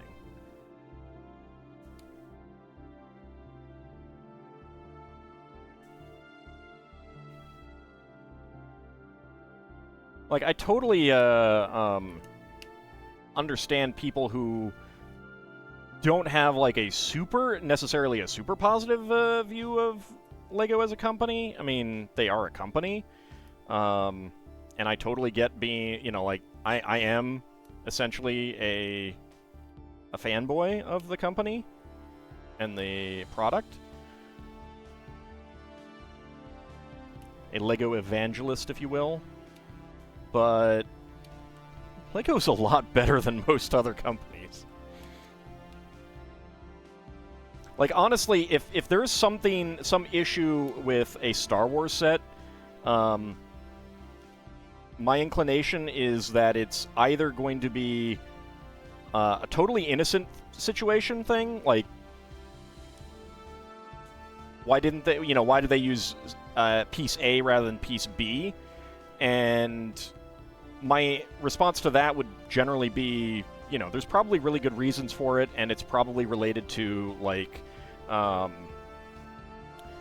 needing to, like there's a destroyer droid, a droideka from Star Wars coming out again, and someone was like, why did they use this part rather than this other part for the legs? And my first gut instinct is, there's probably a good reason. But of course, that good reason could just be that whoever's designing it didn't think of it. You have precisely one Star Wars set. Indeed, it's the only one you ever had because it was bought for you as a gift by a friend of your mom who only knew that you were into LEGO. Have I been to Legoland? I have been to multiple Legolands. What are the roundish things for? What, these? This is just decoration. I mean, I have a lot of Star Wars sets. I really do have a lot of Star Wars sets. Because they were exciting, it was a new theme for a while, and it was exciting. So I got a lot of early Star Wars sets.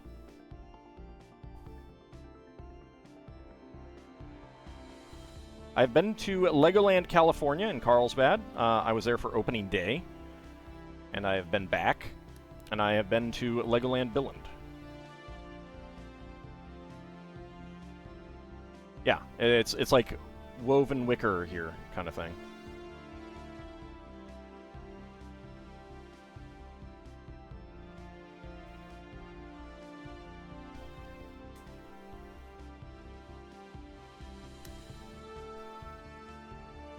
And I will probably be back to Legoland Denmark if I can ever afford it again. I definitely do want to go back. There we go. But, like, Lego isn't the only one involved in making the Star Wars sets. They all have to be approved. And, like, there was a set where they were basically told about a character, but they got no information about him. And so they actually, like, halfway through the run, switched out the head that came with that person, because I think it was, like, a black actor playing the character, and they'd used a light nougat-colored piece, because they didn't know. They weren't told anything about the character other than, like, the name. You know, and that's entirely on the licensor. You know, that kind of thing is not Lego's fault. All right, so dark orange and tan 1x1 plate and brown 1x1 cylinder plate as spare parts for that step.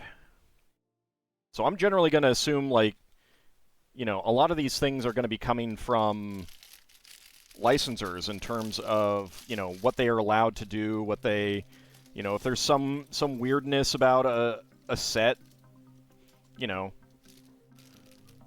I'm generally going to assume that it's, like, the licensor, or they needed to do that for economy of production purposes or something like that, you know.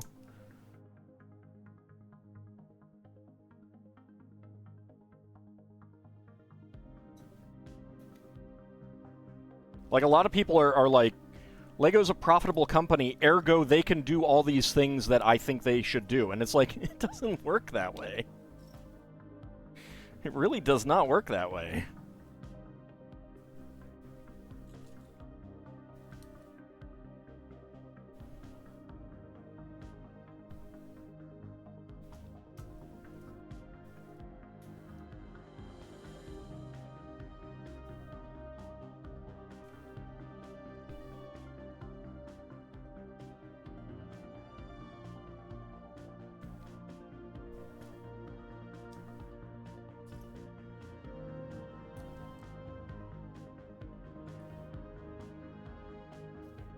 You know, and and I can't help think about the people complaining about the medieval town square, when the only reason they can even make those complaints is because of a leak. You know, images that Lego did not intend to be public got public, and so we got to see more of how the sausage is made than we normally do. And people are like, oh, I wanted that instead. Well, you know, if you'd never seen that, you wouldn't feel that way, you know? It's a really weird position to have, I feel. I mean, there's a difference between being like, oh, that would have been cool to have, versus this thing sucks because it's not this other thing. Is kind of what I'm getting at.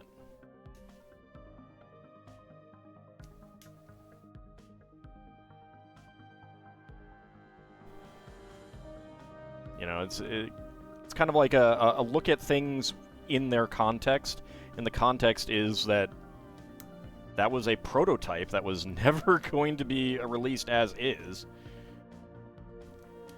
And we don't know the details on why things were changed, kind of thing. Not big on classic Lego nostalgia? I mean... What do you mean?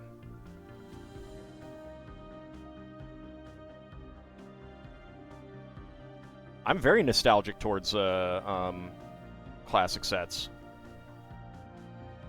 But I'm also a realist about them.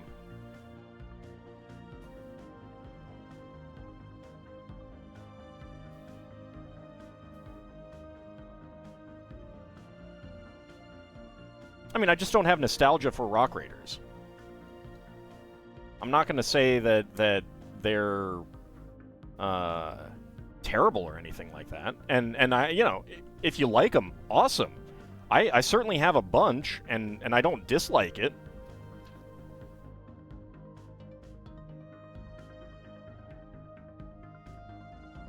Alright, that goes on here.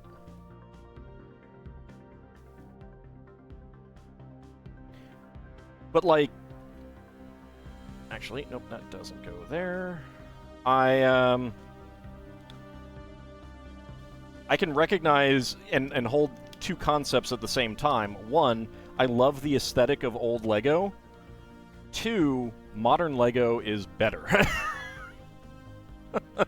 Like, Lion Knight's Castle, best set Lego has ever made. Lego has never made a better set than the Lion Knight's Castle, in my opinion.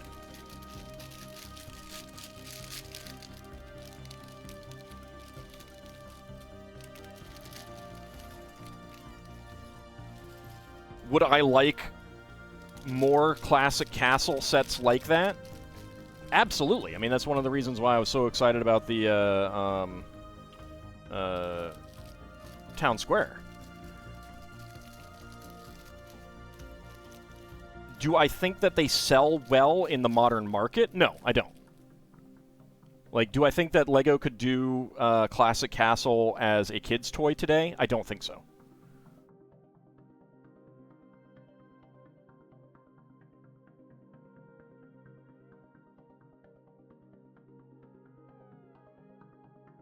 If they remake Fright Night, since most stuff in the light line looked pretty bad. Oh yeah, no, the sets were terrible in design. A lot of them had good parts and stuff like that. I mean, I do have like 6 copies of the big castle.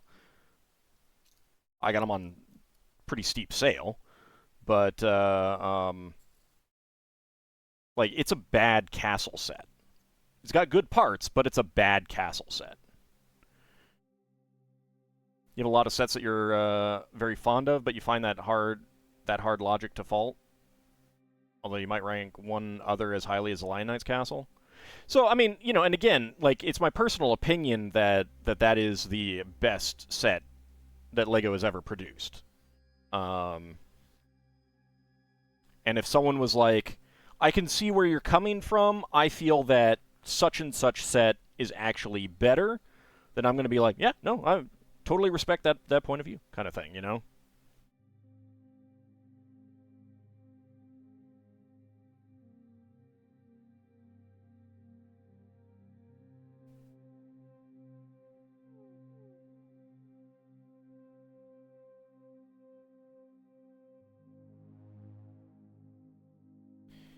And then a green one here. All right. But yeah, like, Old Castle is good, but New Castle's better, kind of thing. You've seen lots of nice-looking mocks of different castles. Oh yeah, no, I mean, there's great mocks. But I also, like, I put mocks in a much different category because they don't have the... When you're making a mock, you don't have to worry about the production costs and stuff like that. As long as you have the pieces, or you can get the pieces, then you can do whatever you want. Lego is more constrained than that, you know? So, I've frequently seen, like...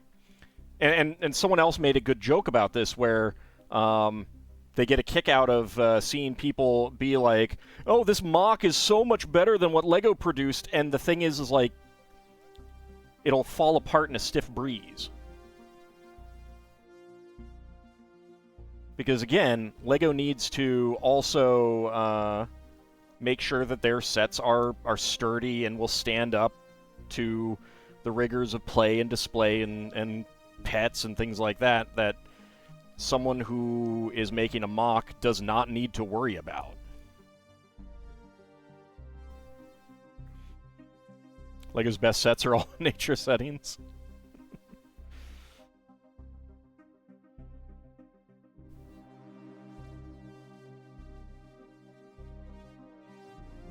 No, I mean, someone, like there was, on one of the Lego Discords that I'm on, someone is doing some Fright Nights inspired mocks but with more of the theme of the Lion Knight's castle. That's great. And the A-frame cabin is great, yeah. I mean, again, like, there are so many really good sets right now that could arguably be the best LEGO set that LEGO has ever created. The Titanic is amazing. A-frame cabin is fantastic. You know, I mean, and there's so many, and so much of it is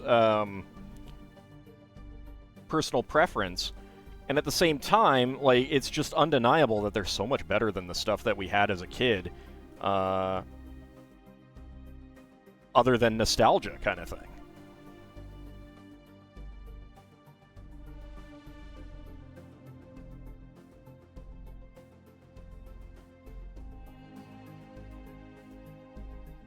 And don't get me wrong, like, I mean, I love the classic town aesthetic and stuff like that, but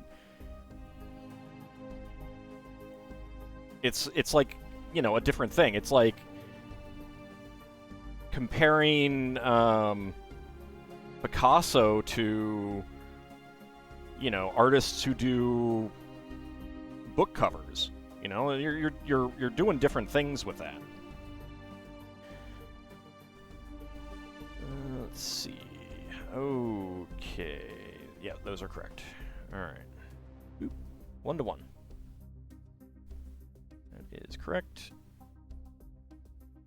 That is not correct. I thought that was correct, but it was not. There we go.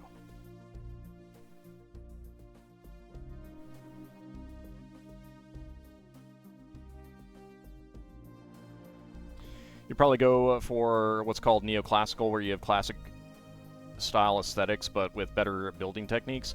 Yeah, so like there was a really interesting the designer of the Hocus Pocus set had some things to talk about with that. Like, they prefer the kind of like open-backed playset style Lego buildings, but they were but the licensor, Disney, wanted a closed back. So, like, you know, again, this is the kind of thing that they got to deal with, that Lego designers have to deal with. The licensor is going to be saying, no, you got to do it this way, and then they have to acquiesce to that.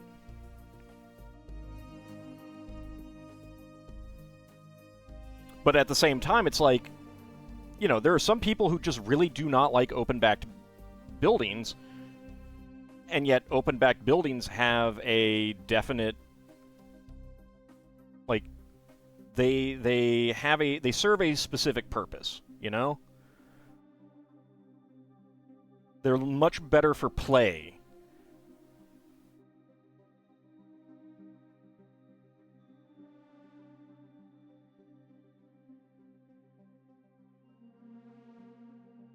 Yeah, and so it kind of says, you know, an open-backed building kind of says this is a play set rather than a display model, and yet the you know, the just released what am I thinking of? Snow White? No. Yeah, Snow White house is open-backed.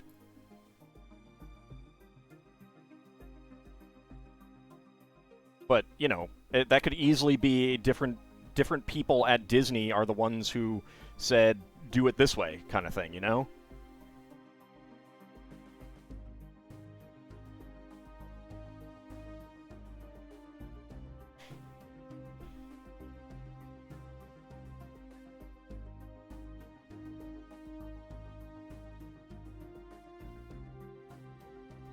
Alright, that one is going here.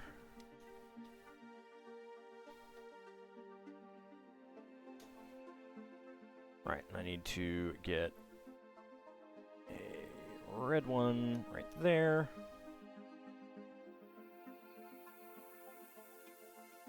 So generally, like, I don't see a point in, like, second-guessing the LEGO designers, generally. Like, oftentimes when I'm building sets, I will be like, you know, and I'm sure you guys have heard me, you know, why did they use part X rather than part Y on this part? But I'm not, like, criticizing it. I'm, like, trying to think why. Like, why did they actually do this? Because there's usually a reason. Hot take, what's the worst theme? I mean, totally subjectively, I would say, like, there's themes that I'm not particularly interested in. I don't know that I could say that any of them are bad themes. Kitty has trapped your hand again? I mean, that's going to happen.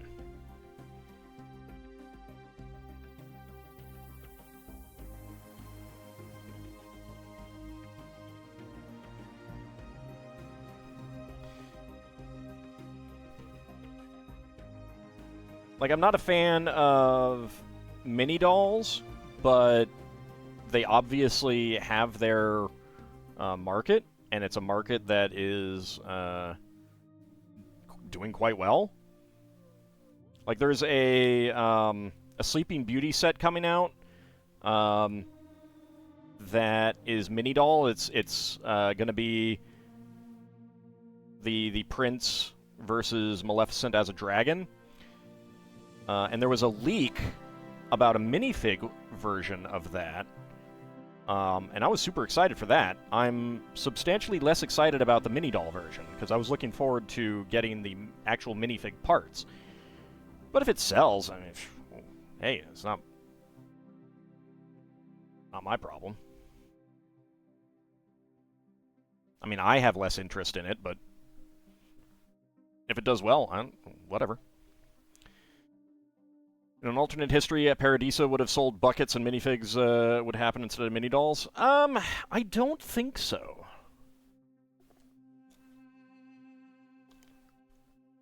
Because I think that eventually they would have still come to the conclusion that a mini doll style was better. The great thing about mini dolls is that the buildings are compatible with minifigs. And the accessories are compatible. It's great.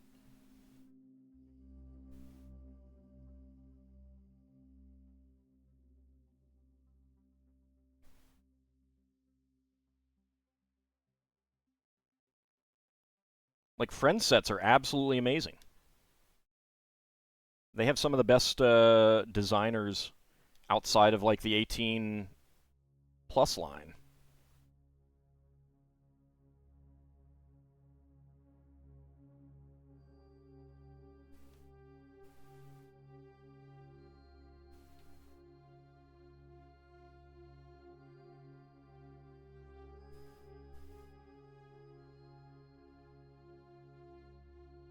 And there's still a bunch of Friends sets. A, that I have that I want to build, and B, that I want to get that I don't have yet. Because there's just so many good ones.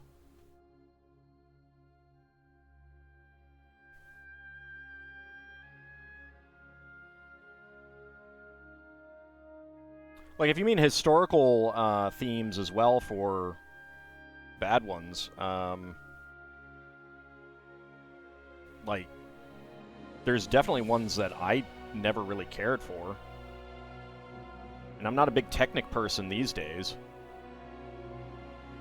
But from my point of view, it's all just, like, not up my alley kind of thing.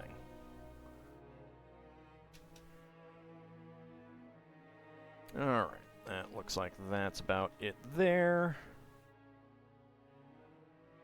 2 more of these.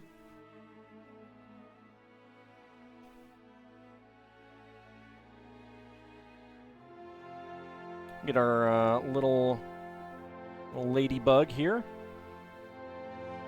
Using the standard ladybug rather than that new one that we got a little while ago.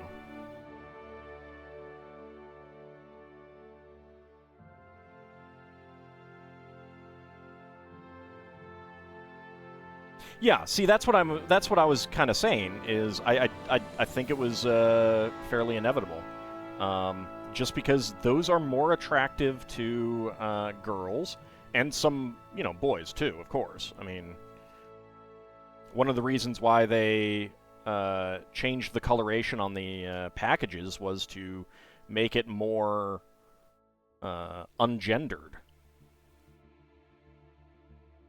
and that's fine. Because, like, let's face it, minifigs are very poorly proportioned. They are very poorly proportioned.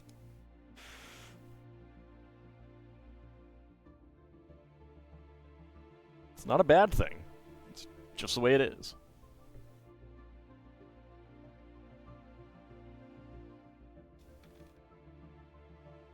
They are extremely wide. Alright, there we go.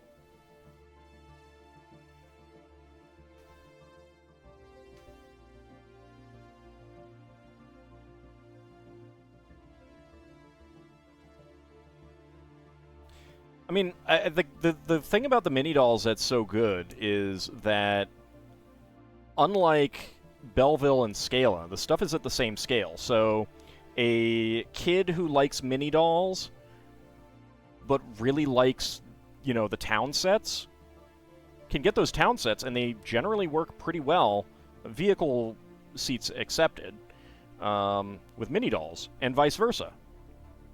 Like, that is a great, great system. That's a really good system. If I could make a theme or sub-theme, what would it be? Oh, I mean, if I could get any theme right now, it would definitely be a classic castle. Like, actual classic castle.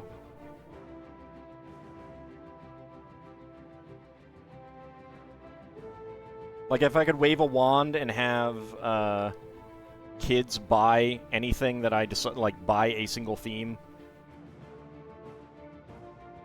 without worry that it wouldn't sell to kids kind of thing. Yeah, classic castle. Alright, so, spare parts. Not yellow castle, no. So, what I mean is that it would be modern sets that are just straight-up castle stuff. Some fantasy stuff, but not like Nexo Knights. I wasn't a fan of Nexo Knights.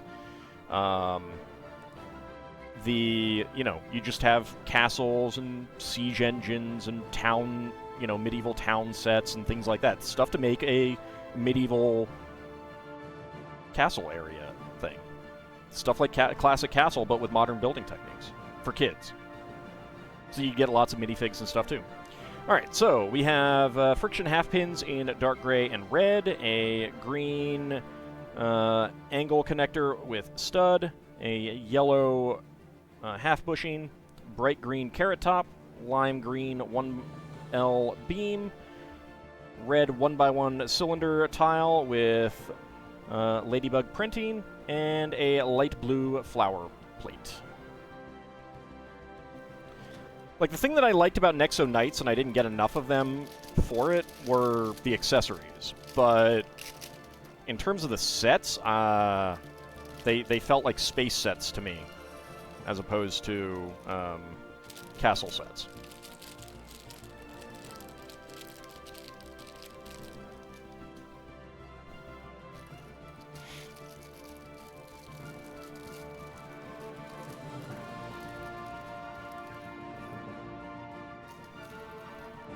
I mean, in terms of, like, build and play style, it felt more like space than castle.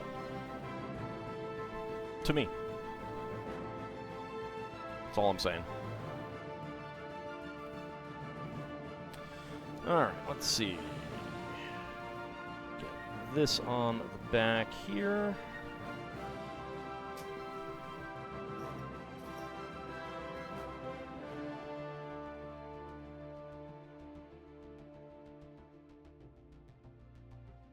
And, like, the Vikings theme, too technic for the monsters. And the vehicles. Wasn't a fan of that.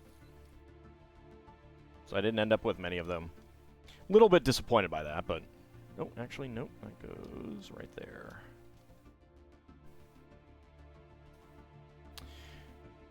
$100 bits, they need more pulp style. What, for Castle? Oops. There's more of these down here.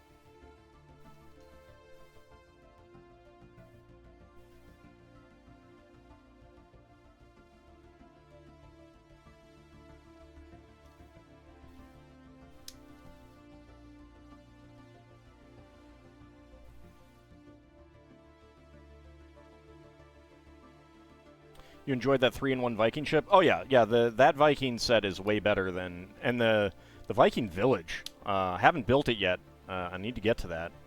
That is really good.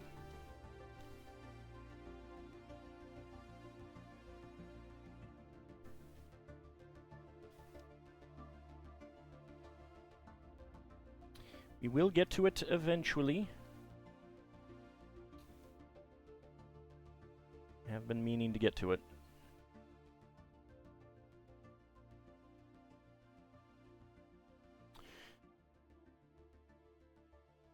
Ah, 1930s. I know someone who very much agrees with you on that. There was also almost a kind of a colonial Europe theme with like the kind of construction that you'd get with Star Fortresses and stuff like that. And, you know, the powdered wig look and stuff like that. That would have been awesome.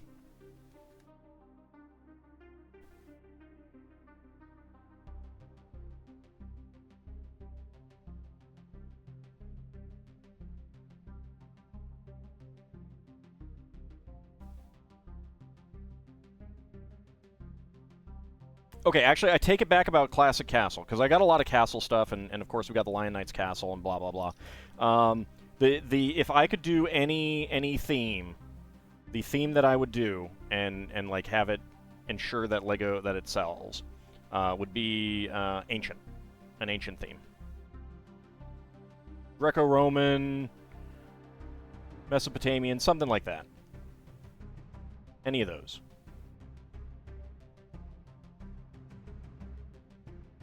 That's what I would do. But a bulk of used Legos from this lady when you first started, and got these big brown ship pieces and poles and such. Not sure what set it goes to yet. That is going to be one of the pirate ships. That is definitely one of the pirate ships. What color are the... oh, well, okay, so you said brown, so it's not... So you have a front hull piece and a rear hull piece. How many middle hull pieces do you have?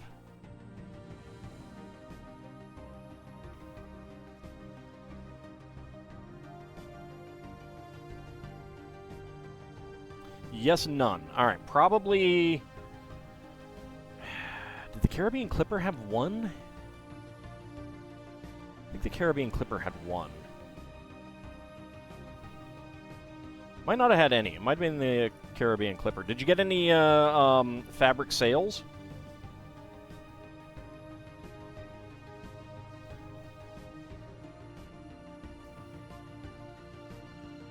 No sails. Alright. Probably just didn't survive. Any pirate figs? Sure, you're missing a lot. Yeah, that's fair.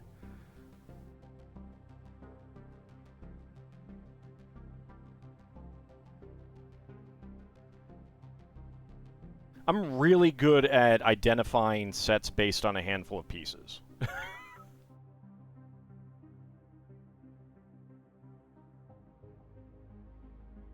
No figs in the bulk. Okay.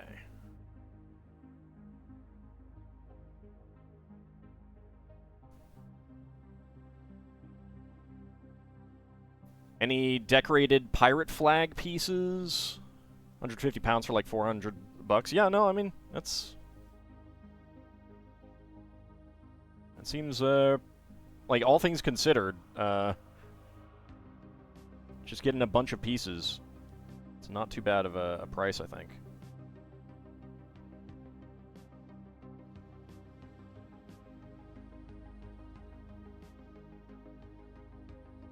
Did get a Carbonite Han Solo piece in it. Oh, neat.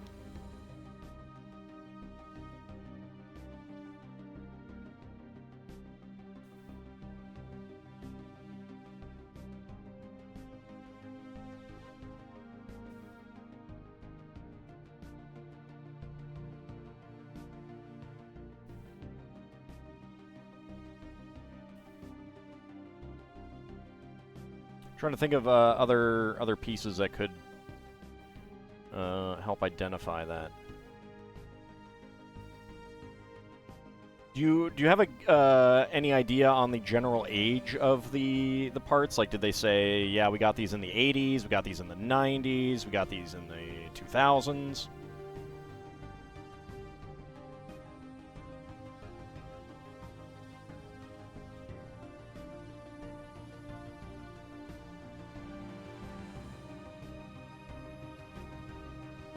I'm trying to... I'm better with the 80s and 90s Lego than 2000s, identifying by piece.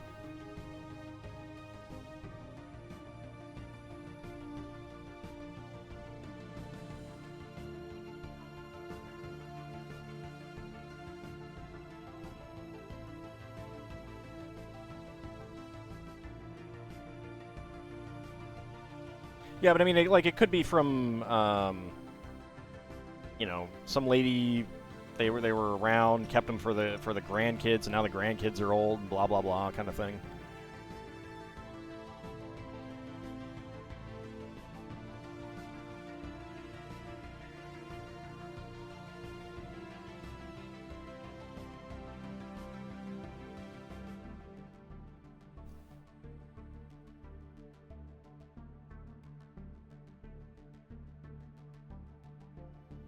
That's your amazing brain power at work.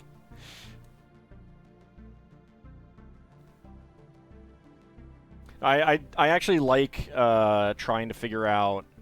As a date of 2008, and it's a dark brown color. Okay. Hold on. 2008. Dark brown.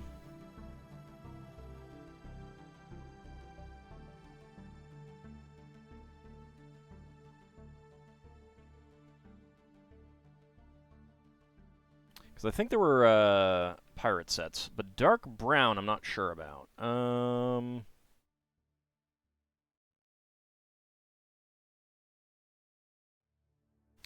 And no mid-pieces. Because there's Brickbeard's Bounty, but that's not dark brown. Might be the Pirates of the Caribbean set.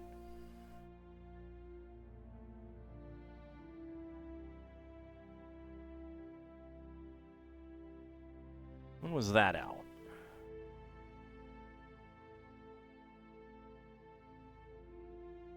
2011, but I think that's actually black. It might be dark brown. I can't remember. I have that set, but I don't remember it. Queen Anne's Revenge had dark brown, though. That was 2011, so it would probably still have a...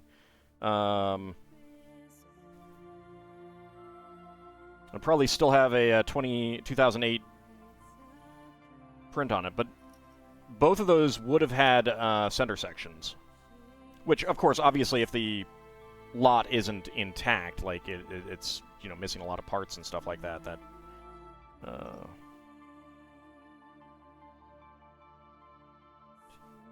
there we go. You know, that could explain. Yeah, I'd check Queen Anne's Revenge. Take a look at that. That one might be it. I don't remember castle sets with hull pieces other than the Viking set.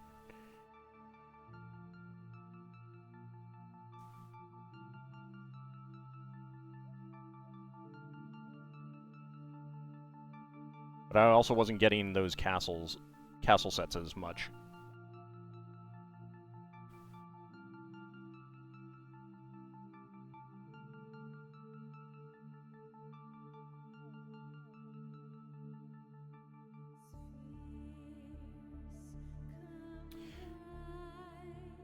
There was a troll warship, but that has the Viking pieces.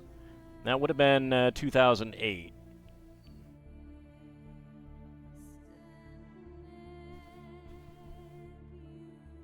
Just don't have the flags. You have the masts. Well, I mean, when you have an idea of what the set might be, then you can start like going through the lot, looking at the parts, trying to see if they are correct parts and stuff. All right, Doc Necrotic, have a good rest of your night. We are going to be, once we're done with this set, then that's it for the stream. I'm actually getting really sweaty right here. I think I could probably open my window. What's the outside temperature showing? 68, yeah. So hopefully get some cool air in here.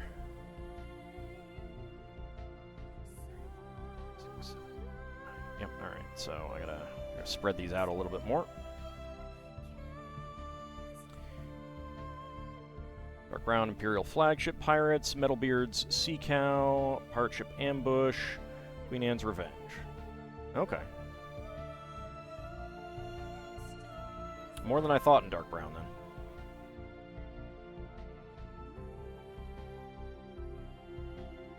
Alright, so we got our 2 flowers, and they are going on right here where the red one is. And let's see, turn it down that way. And that one. There we go.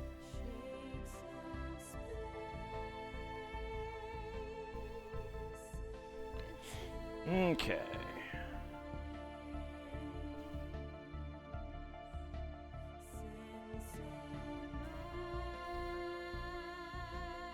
Alright, now we have the... oh, these are actually dark brown. I thought they were black. Alright. Now for the yellow flower parts.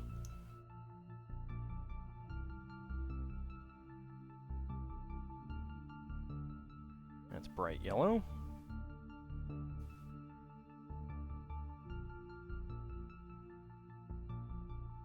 Just a Padawan to this Lego Jedi Master. I mean, to be fair, I do have a few decades at it here.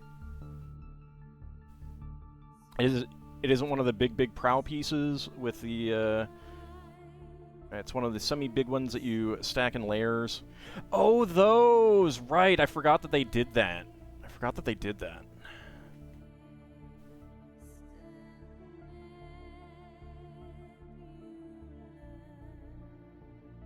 Yeah, it is, sometimes hard to keep track. Like, back when I was a kid, there were way fewer different parts. There are so many more parts these days.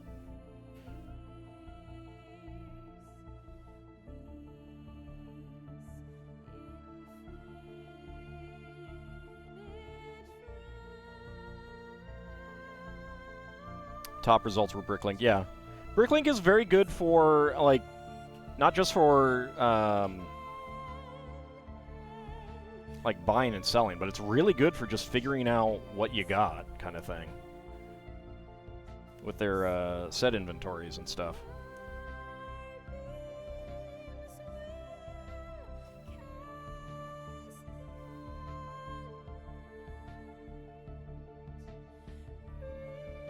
Your days are blurring together. I mean, it is late on a Wednesday, to be fair.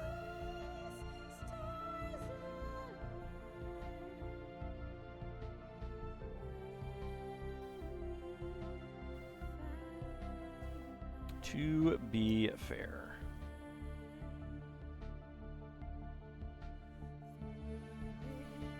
Alright, there we go. Get these on there. And there. And there. Alright. And then the brown helicopter propeller piece, because that's what this was originally used for.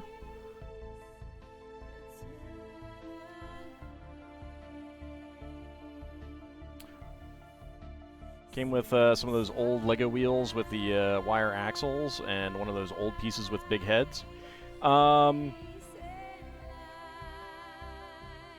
Is it like a square piece with holes in the side and a head? Is it a homemaker head, or is it a like a 2x2 base? The coral-colored version of that ship piece in a friend set. Yeah, no, I think I know what set that is.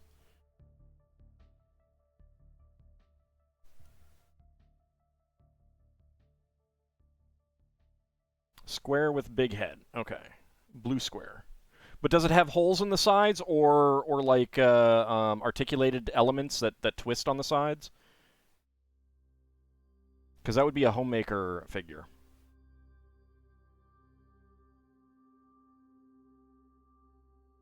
Because that you're talking about the 70s. Early 80s kind of thing. Very early 80s.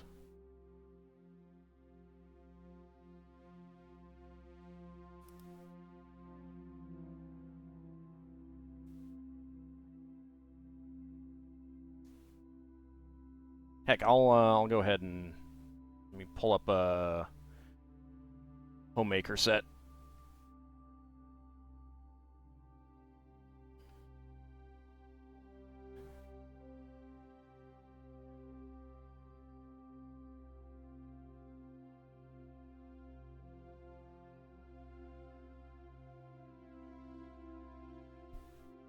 I could school you without even trying to. It has been one of my life obsessions for a long time. And I do not use that term lightly.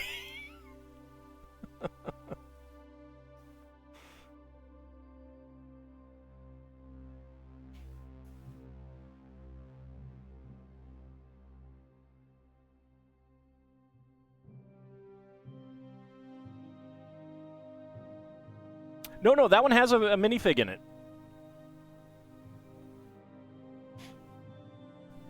That one actually has a minifig.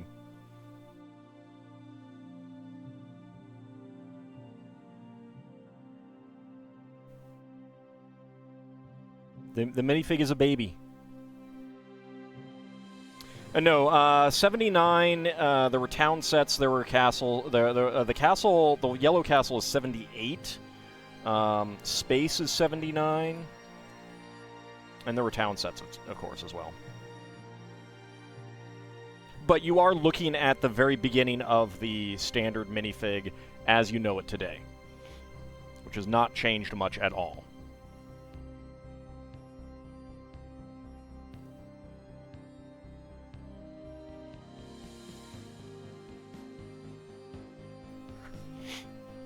Yeah, they had Homemaker for quite a while. That was Scala and Belleville before Scala and Belleville. Trying to remember where you put it, and that's fair. I know that feeling.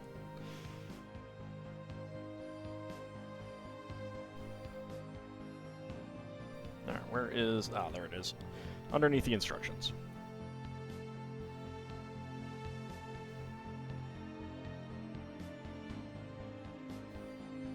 There we go, and get these on here.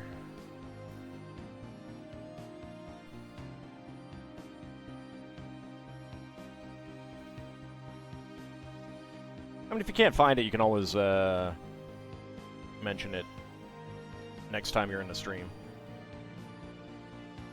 Let's see. Alright, yes, we want it to go that way. There we go. Alright, and right in there. There we go. Okay, so spare parts. We've got 1x1 flower plates in dark lavender and light yellow, 3L bar in red, dark green 1x1 tile slope, green, I think, 1x1 quarter cylinder tile, and a brown carrot top.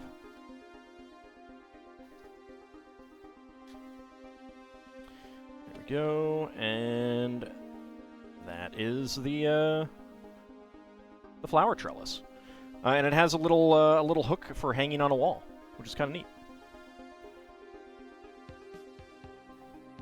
There we go. Alright, there's one other set that I could think of. Different type of minifigure. Sort of minifigure. Let me see if I can pull some of them up. It's not as obvious. That has homemaker figs.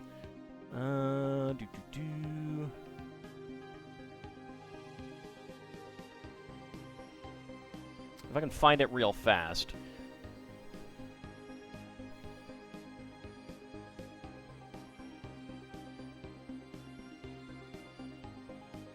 Yeah, here we go.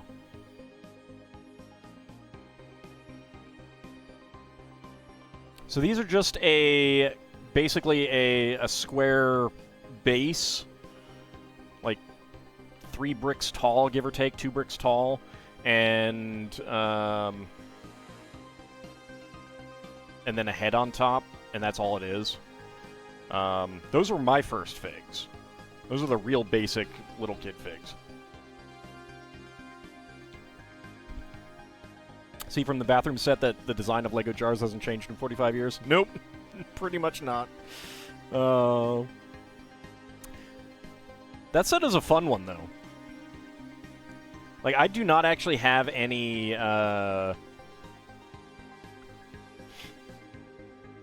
homemaker stuff, and I wish I did, because they were pretty cool.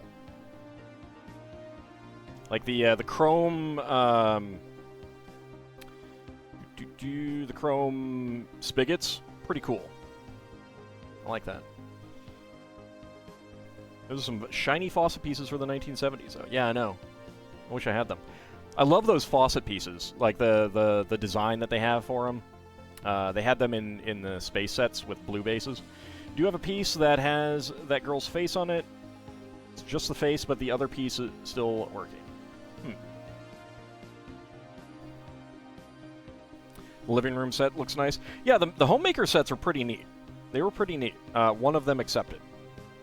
And if you come across it, you'll know. But that is going to be where we wrap it up. If you find those pieces, you can let me know next time, Mboogers. Next time you're in a stream. Alternately, there's always the Discord. I'm always happy to chat about Lego on the Discord. Help people identify sets, that kind of thing. I do enjoy that. But this is going to be where we wrap it up this time. So I want to thank you guys for coming on out. Let's get our 3 builds up here. And we'll bring our camera up. There we go.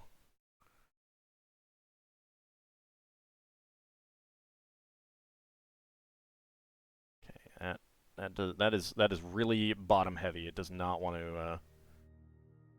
Yeah, I'll just have to put that there. Okay, so that is what we built this time. 3 different gifts with purchase. Very, very cute sets. You could make a whole house out of those room sets, couldn't you? Yeah, pretty much. Pretty much. You're welcome, Novia. Thank you very much for coming on out, everyone. We will be back on Friday for some more Final Fantasy VI Pixel Remaster. We will be back on Friday night for some more Lego building. We will be building the D&D set. That is what we're going to be starting. Saturday, we will be back for some more Spelljammer. Monday, we'll be back for more Like a Dragon Infinite Wealth.